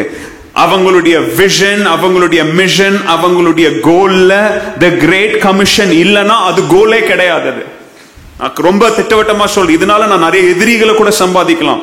If your vision does not involve the great commission, it is not a vision. அது வயிற்று பிழைப்புக்காக, சம்பளத்துக்காக, லாபத்துக்காக நடத்தப்படுகிறது. எதை செய்தாலும் மத்தேயு 28:20 வந்தே தீரணும், வரலன்னா அது தரிசனம் கிடையாது, அது நோக்கம் கிடையாது. அது ஏன் நம்ம உலகத்துல வாழ்ந்துட்டு இருக்கிறோம், ஆத்மா ஆதாயம் செய்யறதுக்காக தாங்க வாழ்ந்துட்டு இருக்கிறோம். Hallelujah. Unity is not automatic. Unity is not automatic. ஐக்கியம்ன்றது ஆட்டோமேட்டிக்கா வராது. நான் அதை திருப்பி திருப்பி சொல்றேன், நீங்களும் நானும் தான் அதை கொண்டு வரணும். தாழ்மையா போகணும்னா நீங்க தான் தாழ்மையா போகணும். You have to humble yourself. மன்னிக்கணும்னா மன்னிக்கணும், உங்களை தாழ்மைப்படுத்தணும்னா தாழ்மைப்படுத்தணும், உங்களை சப்மிட் பண்ணணும்னா உங்களை தரையில நீ உட்காரணும்னாலும் என்ன செய்யணும், தரையில உட்காரணும். அப்படி மனப்பான்மை வராத வரைக்கும் you will always be a stumbling block to church unity. உங்களை தரையில உட்கார சொன்னாலும், நான் தரையில உட்கார்றது அப்படின்னா நான் லிட்டரலா சொல்ல, உருவகமா சொல்றேன். என்னை தாழ்த்தணும்னாலும், தரையில இறங்கணும்னாலும், மோரிக்குள்ள இறங்கணும்னாலும், தொடப்பத்தை தூக்கணும்னாலும், என்ன செய்ய சொன்னாலும் நான் செய்ய ஆயத்தமா இருக்கிறேன்னா நீங்க ஒற்றுமையை வளர்க்கிறவர்கள். இதெல்லாம் என்னால செய்ய முடியாதுன்னா you are a misfit and you will always be a misfit. சரியான நேரத்தில் ஆண்டவர் இது இங்க பொருந்தாதுன்னு தூக்கி எறிஞ்சிருவார், வெளியில தூக்கி எறிஞ்சிருவாரு. அது 10 வருஷம் விட்டு கூட தூக்கி எறிவாரு, 15 வருஷம் கூட விட்டு தூக்கி எறிவாரு, அல்லது 30 வருஷம் கூட விட்டு என்ன செய்வாரு, தூக்கி எறிவார். When a church is divided, the spirit is grieved. ஒரு சபை துண்டு துண்டா நான் சொல்றது துண்டு துண்டா வெளியில போறது இல்ல. ஒரு சபையா இருக்கலாம், ஒரு கூரைக்குள்ள இருக்கலாம், ஆனா அந்த கூரைக்குள்ள நிறைய துண்டு துண்டா நிறைய இருக்கும். இப்ப ரீசெண்டா ஒருத்தர் சொன்னது ரொம்ப அதிர்ச்சியான ஒரு காரியம். அதை நான் சும்மா இல்லாம நான் எனக்குள்ள வச்சுக்காம போய் நான் பிஷப்ட சொல்லி அவருக்கு அது ரொம்ப வேதனையை உண்டாக்கிருச்சு. பாஸ்டர், ரீசன்ட் டேஸா, இப்ப நான் யார சொல்றேன்னு உங்களுக்கு தெரியவே தெரியாது, உங்களால கற்பனை கூட பண்ண முடியாது இவங்க தான் இதை சொல்லி இருப்பாங்கன்னு. நம்ம சர்ச்சில் நான் ரொம்ப கேங்ஸ் பாக்குறேன் பாஸ்டர். கேங்ஸ் அவ்வளோ ஒரு பயங்கரமான வார்த்தை பார்த்தீங்களா? சபைக்குள்ள யார கேங்குன்னுவோம், யார கேங்ஸ்டர்ன்னு சொல்லுவோம்?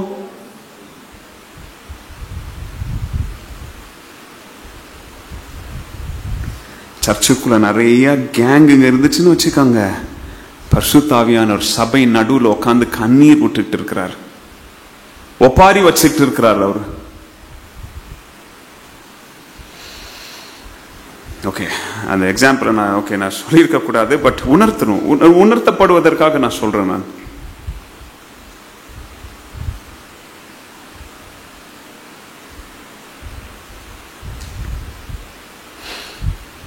கவனிங்க.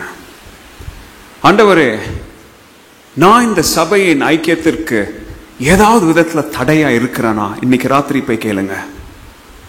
இன்னைக்கு ராத்திரி போய் ஆண்டவர்கிட்ட ஒவ்வொருத்தரும் கேளுங்க, ஆண்டவரே இந்த சபையில ஐக்கியத்திற்கு ஒற்றுமைக்கு நான் ஏதாவது விதத்துல தடையா இருக்கிறேனா?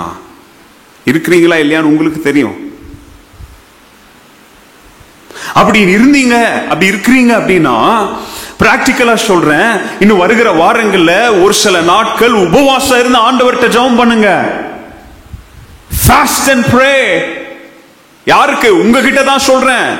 இங்க என் முன்னாடி உட்கார்ந்துட்டு இருக்கிறவங்க, இது இப்ப ஆன்லைன்ல வரதான் எனக்கு தெரியல, அல்லது லேட்டரா வரும்போது அகாப்பே கத்தீட்ரல் மெம்பர்ஸ்க்கு நான் சொல்றேன், அப்படி நீங்க உணர்த்தப்பட்டீங்கன்னா before you step into 36th year, 36வது வருஷத்துக்குள்ள வர்றதுக்கு முன்னாடி உபவாசம் இருந்து செய்யுங்க. ஆண்டவர்கிட்ட ஜெபம் பண்ணி மன்னிப்பு கேளுங்க. உங்களால ஏதோ ஒரு உறவு உடைஞ்சிருச்சா, உங்களால ஏதோ ஒரு ரிலேஷன்ஷிப் பிரேக் ஆயிடுச்சா, உங்களால யாரோ காயப்பட்டிருக்காங்களா, உபவாசம் இருந்து ஆண்டவர்கிட்ட மன்னிப்பு கேட்டு ஜெபம் பண்ணுங்க. Speak with a controlled tongue. உங்களுடைய நாக்கு கண்ட்ரோல்ல இருக்கணும். உங்களுடைய நாக்கு, இப்ப என்ன தலைப்புல பேசிக்கிட்டு இருக்கிறோம்? ஒற்றுமைன்ற தலைப்புல பேசணும். அப்படின்னாலே நாக்குனா ரொம்ப முக்கியமான வேலை. ஒற்றுமையை கெடுக்கிறதே எதுதான்? நாக்கு, நம்முடைய நாவு. Controlled tongue leads to healing in speech. நம்முடைய வார்த்தைகளே நிறைய பேருக்கு, நிறைய சூழ்நிலைகளுக்கு மருந்தா மாறும். புரியுதா நான் சொன்னது? நம் வாயிலிருந்து வருகிற வார்த்தைகள் நிறைய பேருடைய உள்ளத்திற்கு அல்லது நிறைய சூழ்நிலைகளுக்கு நம் வார்த்தைகளே ஆண்டவர் ஔஷதமா என்ன செய்வாரு? மருந்தா மாற்றுவார். அப்போ பேசும்போது வாட்ச் யுவர் டங், கண்ட்ரோல்ல பேசுங்க. நாக்க தேவையற்ற வார்த்தைகள் என்ன செய்யாதீங்க, பேசாதீங்க. தேவையற்ற நபர்களோடு என்ன செய்யாதீங்க, பேசாதீங்க. நீங்க அப்படி தெரிஞ்சும், நான் ரொம்ப ஓப்பனா ரொம்ப பிராங்கா பேசுறேன், நீங்க அப்படி தெரிஞ்சும் இவங்க கிட்ட பேசினா, இவங்க கிட்ட ஐக்கியம் வச்சா நம்ம சமாதானம் கெடும், இவங்க கிட்ட பேசினா நம்ம நிம்மதியை கெடும், இவங்க கிட்ட பேசினா அல்லது இவங்களை சந்திச்சா நம்ம பாஸ்டர் குறிச்சு தப்பா தான் பேசுவாங்க, இவங்க கிட்ட பேசினா நம்ம சபையில் இருக்கிற யாரையோ பத்தி தப்பா தான் பேசுவான், இவங்க கிட்ட பேசினா நம்மள பாசிட்டிவா இருக்க விட மாட்டான், நம்மள நெகட்டிவா தான் மாத்துவான் அப்படின்னு நினைச்சா வாய அமைதியா மூடிக்கிட்டு அந்த நபரை விட்டு என்ன செய்யணும்? விலகி போனோம். அதனால போய் அவன் சட்டையை பிடிச்சி சண்டை போட்டு விரோதி ஒரே சபையில இருந்த ஆண்டவர் அவன் செய்யலாம், ஆண்டவர் அவனை தண்டிப்பாரு. நீங்க உங்க ஆத்மாவை பாதுகாத்துக்கோங்க, உங்க நாக்க பாதுகாத்துக்காங்க. நீங்க போய் ஒரு ஹலோ அப்படின்னு ஒரு வார்த்தை சொல்லுங்க போதும், அவ்வளவுதான், டோர் ஓபன் பண்ணி விட்ட மாதிரி. Speak peace. ஆண்டவர் சாகரத்துக்கு முன்னாடி தன்னுடைய சீஷர்களோட உட்காந்து அவங்களுக்கு என்னத்தை கத்து தந்தார் தெரியுமா? ஒவ்வொருத்தன் காலையும் இப்ப என்ன செய்தார்? அவரு கழுவினார். எவ்வளவு பெரிய ஒரு பாடம் அது. இன்னைக்கு நிறைய திருச்சபைகள்ல வாஷிங் ஆஃப் த ஃபீட் அப்படின்னே வச்சிருக்கிறாங்க, லிட்ரலாவே வச்சிருக்கிறாங்க. அதுலலாம் ஒரு தப்பும் கிடையாது. அதெல்லாம் செய்யலாமா என்ன கேட்டீங்கன்னா, செய்ய விருப்பமா இருந்தா செய்யுங்க.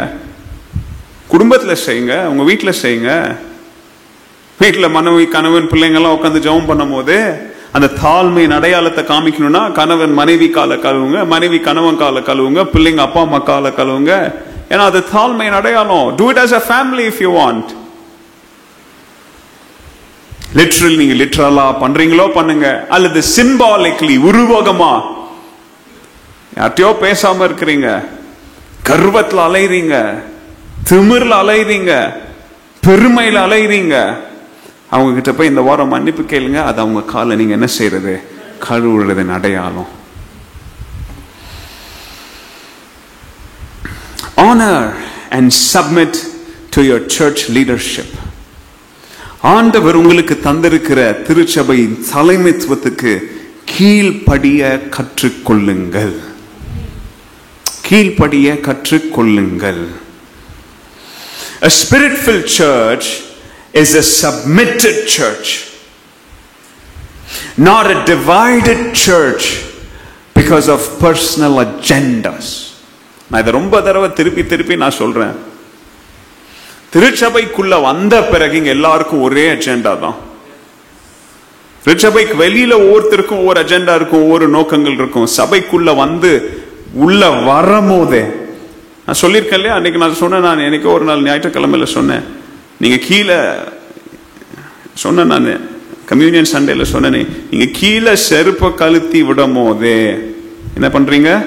கீழே செருப்பை கழுத்தி விடும் போதே எல்லாத்தையும் கலத்தி விட்டுறணும். உங்களுடைய பெருமை, உங்களுடைய அந்தஸ்து, உங்களுடைய பணம், உங்களுடைய பேங்க் பேலன்ஸ், நீங்க என்ன வேலை செய்றீங்க, நீ என்ன கார்பரேட்ல இருக்கிற, நீ எம்டியாவே இரு, இல்ல நீ அசோசியேட்டாவே இரு, அல்லது நீங்க உங்களுடைய வேலை, அதாவது நான் சொல்றேன் உங்களுடைய வேலை, உங்க கையில வச்சிருக்கிற நீங்க என்ன பொருட்கள் நீங்க போட்டுட்டு வர எல்லாம், எவ்ரிதிங் செருப்பை கழட்டி விடுற மாதிரியே தேவ சமூகத்துக்குள்ள வரும்போது எல்லாத்தையும் கலட்டி போட்டுட்டு வெறுமையா உள்ள வரணும், தாழ்மையா உள்ள வரணும். இங்க வந்து உக்காந்துக்கிட்டு நான் போட்டிருக்கிற சட்டை விலை தெரியுமா, என் சேலை விலை தெரியுமா, என் கம்மல் எவ்வளவு பவுன் தெரியுமா, என் செயின் எவ்வளவு பவுன் தெரியுமா, நான் ஓட்டுற வண்டி எவ்வளவு, அதெல்லாம் சபைக்குள்ள பேசக்கூடாது. அந்த எண்ணங்கள் சபைக்குள்ள யாருக்கும் என்ன செய்யக்கூடாது? வரவே கூடவே கூடாது. ஆண்டவர் ஒரே ஒருத்தர் தான் பிரசன்னமா இருக்கிறார். அல்லேலூயா. அவருக்கு முன்னாடி நம்ம எல்லாம் பூச்சி குப்பை, அதுக்கு கூட லாய்க்கு இல்லாதவங்க. ஆனா நம்மளை கூப்பிட்டு அந்த மேஜையின் மேல உட்கார வைக்கிறார் அவரு. கவனிங்களேன், எபிரேயர் 13வது அதிகாரம் 17வது வசனம் ரொம்ப கிளியரா சொல்லி, இதை ஒரு சில வாரங்களுக்கு முன்பதாக நான் கிரேக்க வார்த்தையோடு உங்களுக்கு நான் எக்ஸ்பிளைன் பண்ணேன். இன்னைக்கு மீண்டும் அந்த வசனத்தை மாத்திரம் ஞாபகப்படுத்துறேன். 13வது அதிகாரம் 17வது வசனம். உங்களை நடத்துகிறவர்கள் உங்கள் ஆத்துமாக்களுக்காக உத்தரவாதம் பண்ணுகிறவர்களாய் விழித்திருக்கிறவர்கள் ஆனபடியால் அவர்கள் துக்கத்தோடே அல்ல சந்தோஷத்தோடே அதை செய்யும்படி அவர்களுக்கு கீழ்ப்படிந்து அடங்குங்கள். அவர்கள் துக்கத்தோடே அப்படி செய்தால் அது உங்களுக்கு பிரயோஜனமா இருக்க மாட்டாதே. பாருங்களேன், உங்கள் நிமித்தம் அவங்களுடைய வேலையே கவனிங்க, உங்களுடைய போதகர்களுடைய வேலையே, உங்களுடைய பிஷப்புடைய வேலையே உங்களை கவனித்து ஒரு ஒரு ஒரு மெய்ப்பனை போல என் மந்தைக்குள்ள எந்த ஓனாயும் வந்துடக்கூடாது, அல்லது என் மந்தையை விட்டு எந்த ஆட்டையும் எந்த ஓனா என்ன செஞ்சிடக்கூடாது, பிடிச்சு கொண்டு போக கூடாது இல்லையா? ஆசை காட்டி நட்புன்ற அடிப்படையில, ஐக்கியன்ற அடிப்படையில, பிரதர்ன்ற அடிப்படையில, அண்ணன்ற அடிப்படையில, தம்பின்ற அடிப்படையில, அல்லது நட்புன்ற அடிப்படையில என் மந்தையிலிருந்து ஒரு ஆட்டை ஒரு ஓனை என்ன செஞ்சிடக்கூடாது, கொண்டு போயிடக்கூடாது. ஆடுக்கு அது தெரியாது, அது பிரியாணி ஆக போகுதுன்னு. ஆனா அது மெய்ப்பனுக்கு நல்லா தெரியும். கவனிங்க, அந்த வசனத்தை நீங்க மீண்டும் ஒரு சில வாரங்களுக்கு முன்பதாக நான் இதை குறித்து பேசின அந்த பைபிள் ஸ்டடியா மீண்டும் என்ன செய்யுங்க, கண்டுபிடிச்சு நீங்கெல்லாம் கிளிப்பிங்ஸ் எல்லாம் பண்றீங்க இல்லையா, இந்த பர்டிகுலர் பார்ட்டை கிளிப் பண்ணி போடுங்க. நான் ஏன்னா திருப்பி நான் அதை எக்ஸ்பிளைன் பண்ண விரும்பல, டைம் இல்லை நமக்கு. பட் கவனிங்க, அவங்க உங்களுடைய ஆத்மாவுக்கு என்னவா இருக்கிறாங்க? அவங்க they are responsible, they keep a watch. அப்ப கவனிங்க, இந்த சர்ச்சுக்கு வரீங்கன்னா அந்த பாஸ்டருடைய உங்களுடைய மெய்ப்பனுடைய அந்த லீடர்ஷிப் கீழே இருக்கிறீங்கனாலே என்ன அர்த்தம் தெரியுங்களா? அவங்க வந்து உங்களுடைய வீட்டெல்லாம் சந்திக்கணும்ன்ற அவசியம்லாம் கிடையாது. ஆனா அவங்களுடைய போதனை கீழே இருக்கிறதன் அடையாளமே அவங்க உங்களுடைய ஆத்மா நஷ்டமாயிடக்கூடாது அப்படின்னு சொல்லி உங்களுக்காக எப்படியா இருக்கிறாங்க?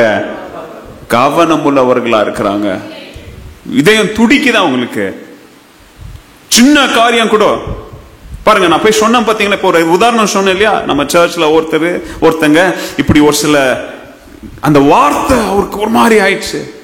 அதை குறிச்சு அப்படியே யோசித்துக்கிட்டு ஏன் இதான் உத்தரவாதம் இல்லை, ஏதோ கழுதை எப்படியோ போகுது போ அப்படின்னு விட்டுட்டு போயிருக்கலாம்.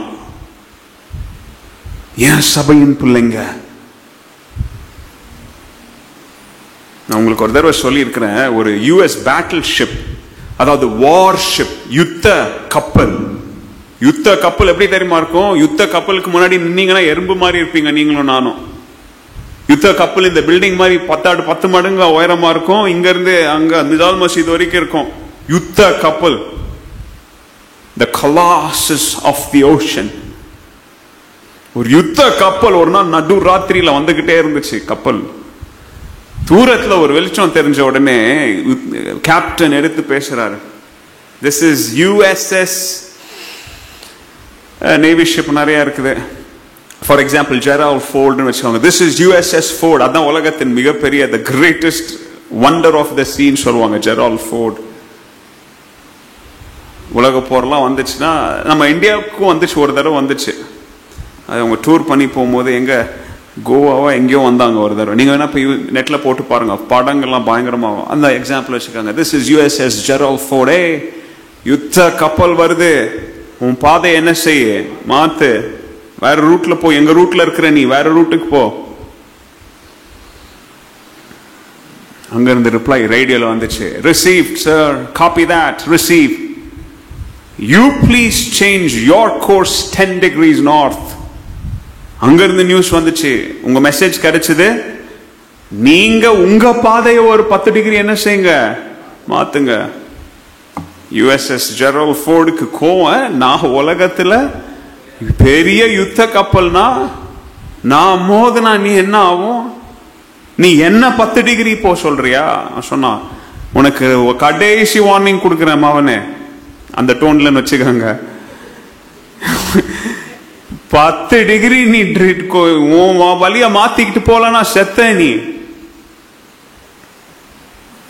அவன் சொன்னான், சார் ஓகே சார், நீங்க எவ்வளவுதான் மிரட்டினாலும் என்னால நகரவே முடியாது. ஏன்னா நான் ஒரு கலங்கரை விளக்கு, நான் ஒரு லைட் ஹவுஸ். என்ன போய் நீ மிரட்டினா என்ன ஆகும்? அப்போதான் எனக்கு புரியுது, அடா பாவி எங்க வந்துட்டோம், கரை கிட்ட வந்துட்டு எதை நோக்கி மோத போயிட்டு இருக்கிறோம். லைட் ஹவுஸ பார்த்து மோத போய் அவன் எதிரி நினைச்சிட்டு அவனை போய் மிரட்டிட்டு இருக்கிறோமே. அவன் சொன்னான், நீ எவ்வளவுனா மிரட்டு, முடிவு உண்டு. நீ மாத்திட்டு போலன்னா வந்து மோது, ஒன்றும் பிரச்சனை இல்லை, நான் இறங்கி ஓடிடுவேன். நீ தான் மோதி என்ன பண்ணுவ? கவனிங்க, ஆண்டவர் உங்களுக்கு வைத்திருக்கிற உங்களுடைய தலைவர்களும் உங்களுடைய வாழ்க்கையில உங்களுடைய ஆபத்தான பாதைகளை உங்களுக்கு சுட்டி காட்டுகிற கலங்கரை விளக்காக இருக்கிறார்கள் அப்படின்றத மறந்துடாதீங்க. காத்தடிக்கிற திசை, சவுண்ட் மியூசிக் அடிக்கிற திசை, கல்ச்சரு, எமோஷனு, உணர்ச்சிகள், கவர்ச்சிகளின் பக்கம்லாம் ஆடுற கலங்கரை விளக்கு ஆட முடியாது. அப்படி அது நின்னுச்சுன்னா ஒரே இடத்துல நிக்கணும். அதை நோக்கி யார் வந்தாலும் நீ வார்னிங் கொடுக்க வேண்டியது யாருடைய வேலை? இந்த லைட் ஹவுஸ் உடைய வேலை. கல்ச்சர் எவ்வளவு பாப்புலரா இருக்கு, நான் சொல்றதை ஏற்றுக்கொள்ளுவாங்களா, நான் சொல்றதை விரும்புவாங்களா? எங்க விரும்புறாங்களோ விரும்பலையோ சிக்னலை கொடுத்துதான் ஆகணும். சீக்கிரம் வா, புயல் வருதுன்னா சிக்னல் கொடுக்கணும். இன்னைக்கு புயல் ஒன்றும் பிரச்சனை இல்லை, நீ உள்ள போலாம், இன்னும் ஆளுங்களுக்கு போலான்னு கிரீன் சிக்னல் காமிச்சாலும் காமிக்கணும். இல்லைன்னா ஆபத்தான நேரத்துல புயல் காற்று நடு ராத்திரியில எல்லா லைட்டு பவர் எல்லாம் கட் ஆனா கூட என்ன நோக்கி நீ வர, கவனமா என்ன செய், 10 டிகிரி இப்படி போப்ப. அது காலத்துக்கு ஏற்ற மாதிரி எல்லாம் சிக்னல் என்ன செய்யாது, மாறாது. மாறுமா? அப்படியே அந்த மாதிரி தான் உங்களுடைய தலைவர்களும். அவர்களை கனவீனம் படுத்துவதோ, அவர்கள் கொடுக்கும் ஆவிக்குரிய புதுவான ஆலோசனையை சொல்ல, that's up to you if you want to take it or not. But ஆவிக்குரிய ஆலோசனைகளை விளையாடிட்டு இருந்தீங்கன்னா உங்களுடைய சொந்த ஆத்மாக்களை நீங்களே ஆபத்துல என்ன செய்றீங்க, விடுறீங்க. You're risking your own soul. A spirit-filled believer will not follow emotion or convenience. They will walk in humble submission to the authority. Honor opens the door for blessing and protection. உங்களுடைய தலைவர்களை நீங்க கனம் படுத்துவது உங்களுடைய ஆசீர்வாதத்திற்கும் உங்களுடைய பாதுகாப்புக்கும் கதவை திறந்து விடுகிறதன் அடையாளம். அல்லேலூயா. ஏன்னா உங்களுடைய ஆத்துமாக்கள் யாரா இருக்கிறாங்கன்னு பைபிள் சொல்லுது. Rebellion will sink the ship. நான் பெரிய யுத்த வீரன், நான் ஜெரல்ட் ஃபோர்ட் அப்படின்னீங்கன்னா நீங்க தான் போய் மோத போறீங்க, நீங்க தான் போய் முழுக போறீங்க. மூன்றாவது காரியம், இன்னும் 2 காரியம் இருக்கு, நான் முடிச்சிடறேன். ஏன்னா இதை 2வது பாகமா நான் எடுத்துட்டு போகிறோம்ல, ரொம்ப சுருக்கமா முடிக்க போறேன். கவனிங்க. 3வது பாடம், God wants to see servanthood in action. God wants to see servanthood in action. நாம் எல்லாரும் தேவனுடைய ஆலயத்தில் ஒருவருக்கொருவர் கிறிஸ்துவை போல தாழ்மையுள்ள சேவை செய்கிறவர்களாக காணப்பட வேண்டும். மார்க் 10:45 வசனம் எல்லாருக்கும் தெரிஞ்ச வசனம். Mark chapter 10 verse 45. மனுஷகுமாரன் ஊழியம் கொள்ளும்படி வராமல் ஊழியம் செய்யவும் அநேகரை மீட்கும் பொருளாக தம்முடைய ஜீவனை கொடுக்கவும் வந்தார் என்றார். பாருங்க, பைபிள் சொல்லுது மனுஷகுமாரன் எதற்காக வந்தார்? அவர் போய் ஒரு ராஜாவின் சிங்காசனத்துல உட்கார்ந்து எல்லாரையும் காலை கழுவுங்கன்னு சொல்றதுக்காக வரல. செத்துக்கிட்டு இருக்கிற அழிஞ்சிட்டு இருக்கிற ஆத்துமாக்களை மீட்கும்படியாக தன்னுடைய ஜீவனை கொடுக்கும்படியா. அப்படின்னா அர்த்தம் மற்றவர்களுக்கு சேவை செய்யும்படியா. டயாகோனோஸ், டயாகோனோஸ் அப்படின்ற கிரேக்க வார்த்தை. டயாகோனோஸ் அப்படின்னா பொசிஷனால அல்ல, அவனுடைய மனநிலையால வருகிற ஒரு சேவனை மனப்பான்மை. அதாவது என்னுடைய பொசிஷனால வருகிற ஒரு மனப்பான்மை அல்ல, என்னுடைய எண்ணங்கள் அளவுல, என்னுடைய மனப்பான்மையின் அளவுல வருகிற. It is not being a servant out of position but out of attitude. Attitude முக்கியம். என்னது இன்னைக்கு என்ன முக்கியம்? நீங்க என்ன ஊழியம் செய்றீங்கன்றது முக்கியம் இல்ல, அந்த ஊழியத்தை என்ன மனநிலையில செய்றீங்கன்றது தான் முக்கியம். இன்னைக்கு எல்லாரும் செய்ய விரும்புறாங்க, ஆனா என்ன மனநிலையில செய்றீங்கன்றத தான் டாக்டர் பார்க்க விரும்புறார். ட்ரெஸ் நல்லா இருக்கு, ஆனா உள்ளுக்குள்ள லங்ஸ் எப்படி இருக்குதுன்னு தெரியல. சர்ச்சில் ஓடி ஆடி எல்லாம் செய்றீங்க, அதை செய்றீங்க, இதை செய்றீங்க, ரொம்ப நல்லது. ஆனா ஆண்டவர் இந்த ராத்திரி வேளையில உங்ககிட்ட எதிர்பார்க்க விரும்புகிற காரியம், அதை செய்யற மனப்பான்மை எப்படி இருக்கு, ஆட்டிடியூட் எப்படி இருக்கு. Jesus is our model. இந்த திருச்சபை அப்படின்றது ஒரு சரீரம் அப்படின்னா இந்த சரீரத்துல இருக்கிற எல்லாருக்கும் ஒரு பங்கு இருக்கு, எல்லாரும் ஒரு அங்கம் அப்படின்னா everybody has a role. The Holy Spirit will always raise workers, not watchers. ஒரு ஆவி நிறைந்த திருச்சபை அப்படின்னா, ஆவி நிறைந்த திருச்சபை அப்படின்னா வெறும் அந்நிய பாஷை பேசுறது ஆவி நிறைவின் அடையாளம் கிடையாது இல்லையா? இன்னைக்கு நிறைய முட்டாள் அப்படிதான் பேசிக்கிட்டாலே இதுங்க. நீ எல்லாம் ஆவியின் வரத்தை பெற்றுக்கிட்டியா அப்படின்னா என்ன கேக்குது? அது வளர தெரியுமா? அதுதான் கேக்குறாங்க. நீங்களாம் பரிசுத்தாவியின் வரத்தை பெற்றுக்கிட்டீங்களா? உங்க பாஸ்டர் பரிசுத்தாவியின் வரத்தை பெற்றுக்கிட்டாரா அப்படின்னா இந்த முட்டாள் என்ன கேட்க தெரியுமா? உங்க பாஸ்டர் பைத்தியம் மாதிரி மயக்க பிடிச்சிட்டு கத்துவானா அப்படின்னு கேக்குது. ஆவியின் வரங்கள்னா என்ன? உனக்கு அன்பை சபையில காமிக்க முடியல, உனக்கு ஐக்கியத்தை காப்பாற்ற முடியல, இன்னைக்கு சபையில உன்னால குனிஞ்சு வேலை செய்ய முடியல, ஆனா ஆவியின் வரத்தை பத்தி இவங்க பேசுவாங்க. ஆவிக்குரிய வாழ்க்கையில கவனிங்க, பரிசுத்த ஆவியானவர் எப்பவும் வேலை ஆட்களை தான் ஒரு உற்பத்தி அல்லது உற்சாகப்படுத்துவாரே தவிர சேர்ல உட்கார்ந்து பார்வையாளர்களை நிரப்ப மாட்டாரு. பரிசுத்த ஆவியானவர் பார்வையாளர்களை நிரப்ப மாட்டாரு. பரிசுத்த ஆவியானவர் பார்வையாளர்களையும் சபைக்குள்ள என்ன செய்ய மாட்டாரு? He wants workers, பங்காளர்கள். எல்லாரும் தேவனுடைய ராஜ்யத்துல யாரா இருக்கணும்? பங்காளர்களா இருக்கணும். சபையில ஊழியத்துல பங்கு இல்லையா? அன்னைக்கு வந்து கையை தூக்கி ஆராதனை பண்ணிட்டு போறீங்களா? அது ஒரு பங்கு. அது those who roll up their sleeves, கைய மடிச்சு விடுறதுனாலே அர்த்தம் என்ன தெரியுங்களா? வெளிநாட்டுல, இங்கன்னு எனக்கு தெரியல, வெளிநாட்டுல ஒருத்தன் சட்டையை மடிச்சு விடுறானால என்ன அர்த்தம் தெரியுமா? அவன் எங்கேயோ ஏதோ செய்ய போறான். ஆனா இங்க நிறைய மைனருங்க சட்டையை மடிச்சு விட்டுக்கு வருவாங்க, ஆனா ஒரு வேலையும் செய்ய மாட்டாங்க. திங்கிறது ஒண்டிதான் உங்க வேலை. சாப்பிடுங்க. ஐ மீன் இப்படி எல்லாம் ஜோக் பண்றதுனால என் மேல கோவப்படாதீங்க. ஆனா குத்தப்பட்டீங்கன்னா ஆண்டவர்ட்ட மன்னிப்பு கேளுங்க. சபையில he wants people who will work with joy, with sacrifice. ஒரு பாட்டி அம்மா வந்து சபையை கிளீன் பண்ணிக்கிட்டே இருந்தாங்க. அந்த சர்ச்சில் இருக்கிற நிறைய வாலிப பொண்ணுங்க வரும், மினிக்கிட்டு எல்லாம் ஆட்டிக்கிட்டு உட்காந்துக்கிட்டு கிண்டல் அடிச்சுக்கிட்டு போவோம். அந்த பாட்டி அம்மா மாத்திரம் கஷ்டப்பட்டுட்டு முதுகோடைய அதே இதையும் கிளீன். ஒரு நாள் ஒரு பொண்ணு வந்து நக்கலு கேட்டுச்சு, பாட்டி உனக்கு வேற வேலையே இல்லையா பாட்டி? எப்போ பார்த்தாலும் சர்ச்சுக்கு கான்ட்ராக்ட் எழுதி கொடுத்துட்டியா? இன்னைக்கு நிறைய கொழுப்பு எடுத்த வாங்க கேக்குது. இன்னைக்கு சபையில வந்து ஊழியம் செய்யறவங்களும் கெடுக்கிறது எப்படி? இந்த பாட்டி சொன்னாங்க, அப்படியெல்லாம் ஒண்ணும் இல்லம்மா, எனக்கு இருக்கிறதோ ஒரே ராஜா, அந்த ராஜாவுக்கு இப்படிதான் என்னால சேவை செய்ய முடியும். என் ராஜாவுக்கு என்னால முடிஞ்ச அளவுக்கு இப்படிதான் என்னால என்ன பண்ண முடியும். எனக்கு பெருக்கிறது தான் தெரியும், எனக்கு துடைக்கிறது தான் தெரியும். அதனால அதை என்ன பண்றேன் நானு. அதை கூட அந்த பாட்டியம்மா எப்படி செஞ்சிருக்கிறாங்க, ரொம்ப சந்தோஷமா. கவனிங்க, அங்க சர்ச்சுக்காக செஞ்சேன்னு சொன்னாங்களா, பாஸ்டருக்காக செஞ்சேன்னு சொன்னாங்களா? என் ராஜாவுக்காக என்னால சேவை செய்ய முடிஞ்சது. That is how I can serve my king. Every spirit-filled believer must be a worker. தேவனுடைய ஆலயத்துல இன்னும் ரொம்ப ஸ்பெசிபிக்கா சொல்றேன், 36வது வருஷத்துக்குள்ள கால் எடுத்து வைக்க போற அகாப்பே திருச்சபையில ஆண்டவர் எதிர்பார்க்கிறது, there is no room for spectators. பார்வையாளர்களுக்கு இங்க வேலை கிடையாது. அப்படின்னா பார்வையாளர் என்ன செய்யக்கூடாது, நானு இருக்கக்கூடாது. ஆண்டவரே, நான் உங்களை என்கரேஜ் பண்றேன், முடிஞ்சவங்களுக்கு சொல்றேன்.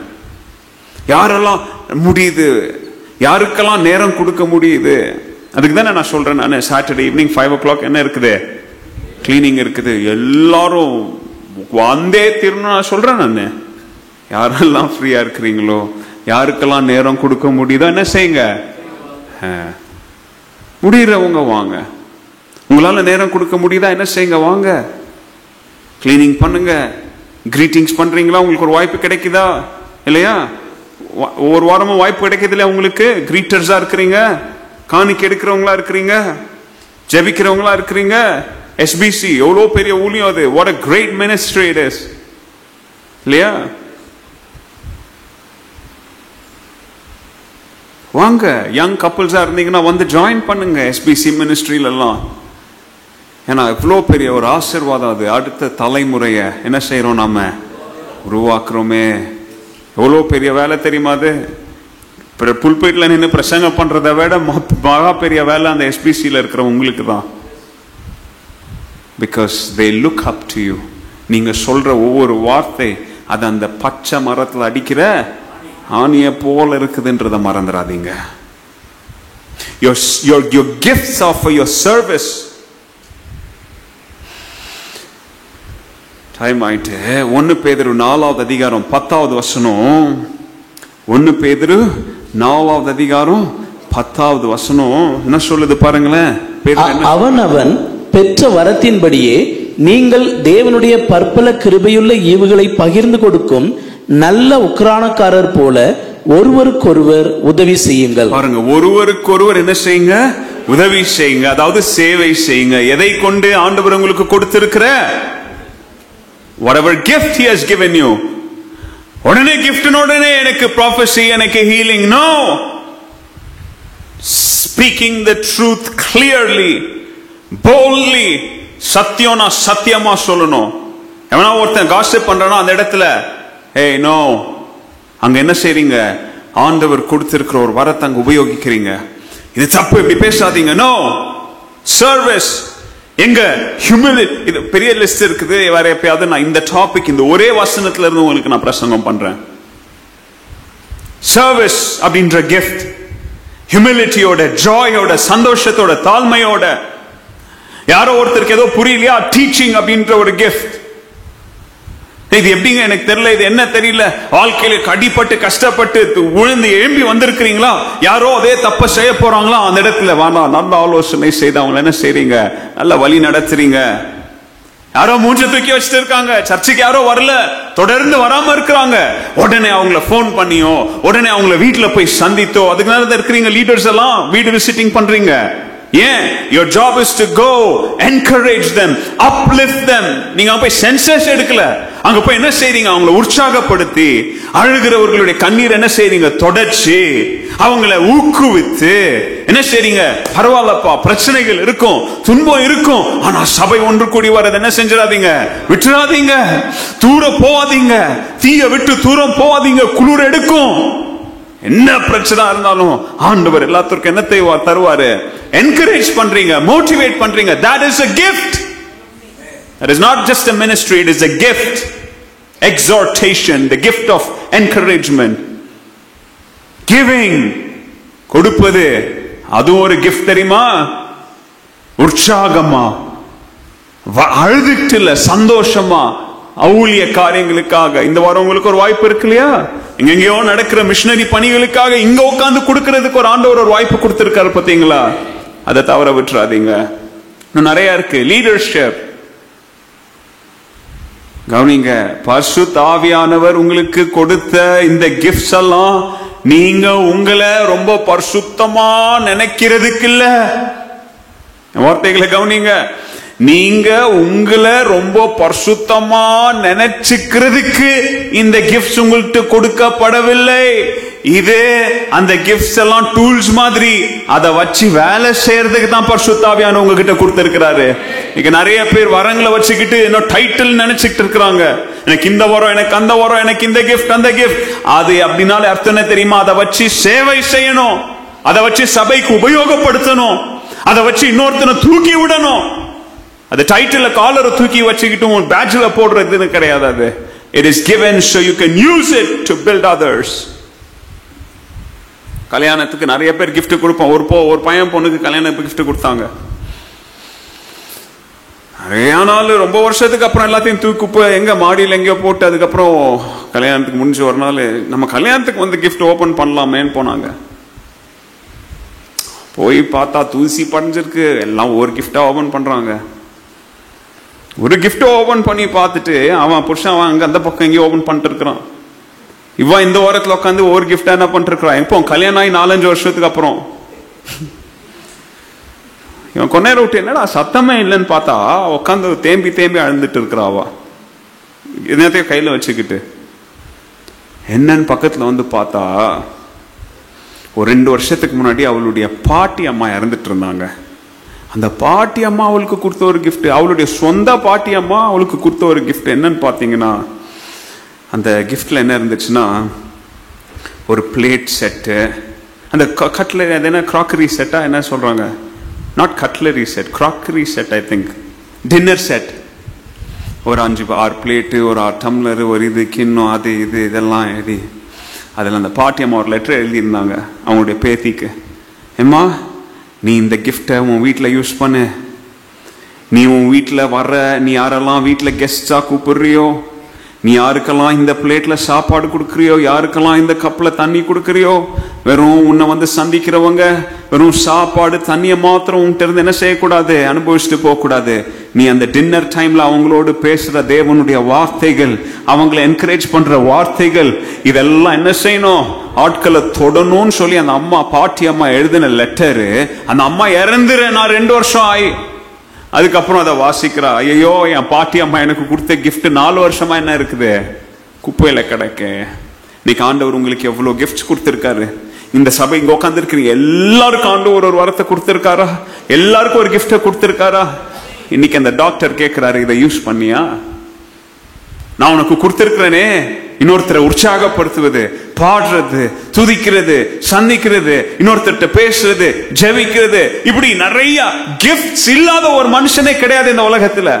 ஆண்டவர் டம்மியா ஒருத்தன் என்ன செய்யல, உருவாக்கல. அப்படி உங்ககிட்ட எவ்வளவு கிஃப்ட் கொடுத்திருக்காரு, பெருக்கிறது, கிளீன் பண்ண, எனிதிங், அதை யூஸ் பண்ணியா?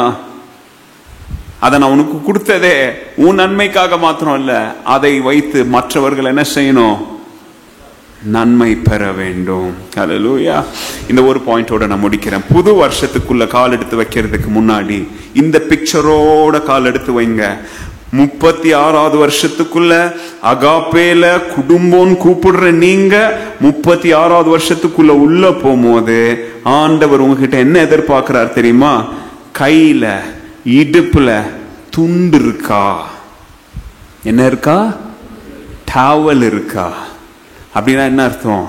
36க்குள்ள போகும்போது இன்னொருத்தன் கால கழுவவும் நான் எப்படியா இருக்கேன்? ஆயத்தமா இருக்கிறேன். ஹல்லேலூயா. இதுதான் சர்வீஸ் மைண்ட் செட். ஹல்லேலூயா. என்ன நிலைமை, என்ன சூழ்நிலை, என்ன வாய்ப்பு, எதை கிடைத்தாலும் ஆண்டவருக்காக இந்த புதிய ஆண்டுல நான் என்ன செய்வேன்? நான் சேவை செய்வேன். I'm walking in with a towel. புது ஆண்டுக்குள்ள எப்படி போவேன்? நான் கையில எதோட போவேன்? துண்டு டவலோட நான் போறேன்ற பிக்சரோட நாம் இன்னொரு 2-3 பாயிண்ட் இருக்கு, பட் இதோட நான் முடிக்கிறேன். கர்த்தர் நம்ம கேட்ட இந்த 3 காரியங்களையும் நம்மோட உணர்த்தி குத்தி இருக்காரா? நம்மள உணர்த்தி இருக்கிறாரா? அப்போ நாம ஆண்டவரே, என் சபைக்காக, என் தரிசனத்திற்காக, என்னுடைய ஆவிக்குரிய குடும்பத்திற்கு கர்த்தர் தந்த தரிசனத்தோட இணைந்து ஓட உண்மை உள்ளவர்களாக வித் ஃபெய்த்ஃபுல் ஹார்ட், உடைக்கிறவனா இல்ல கற்றவனா நான் ஓட எனக்கு கிருபையை பாராட்டுங்க.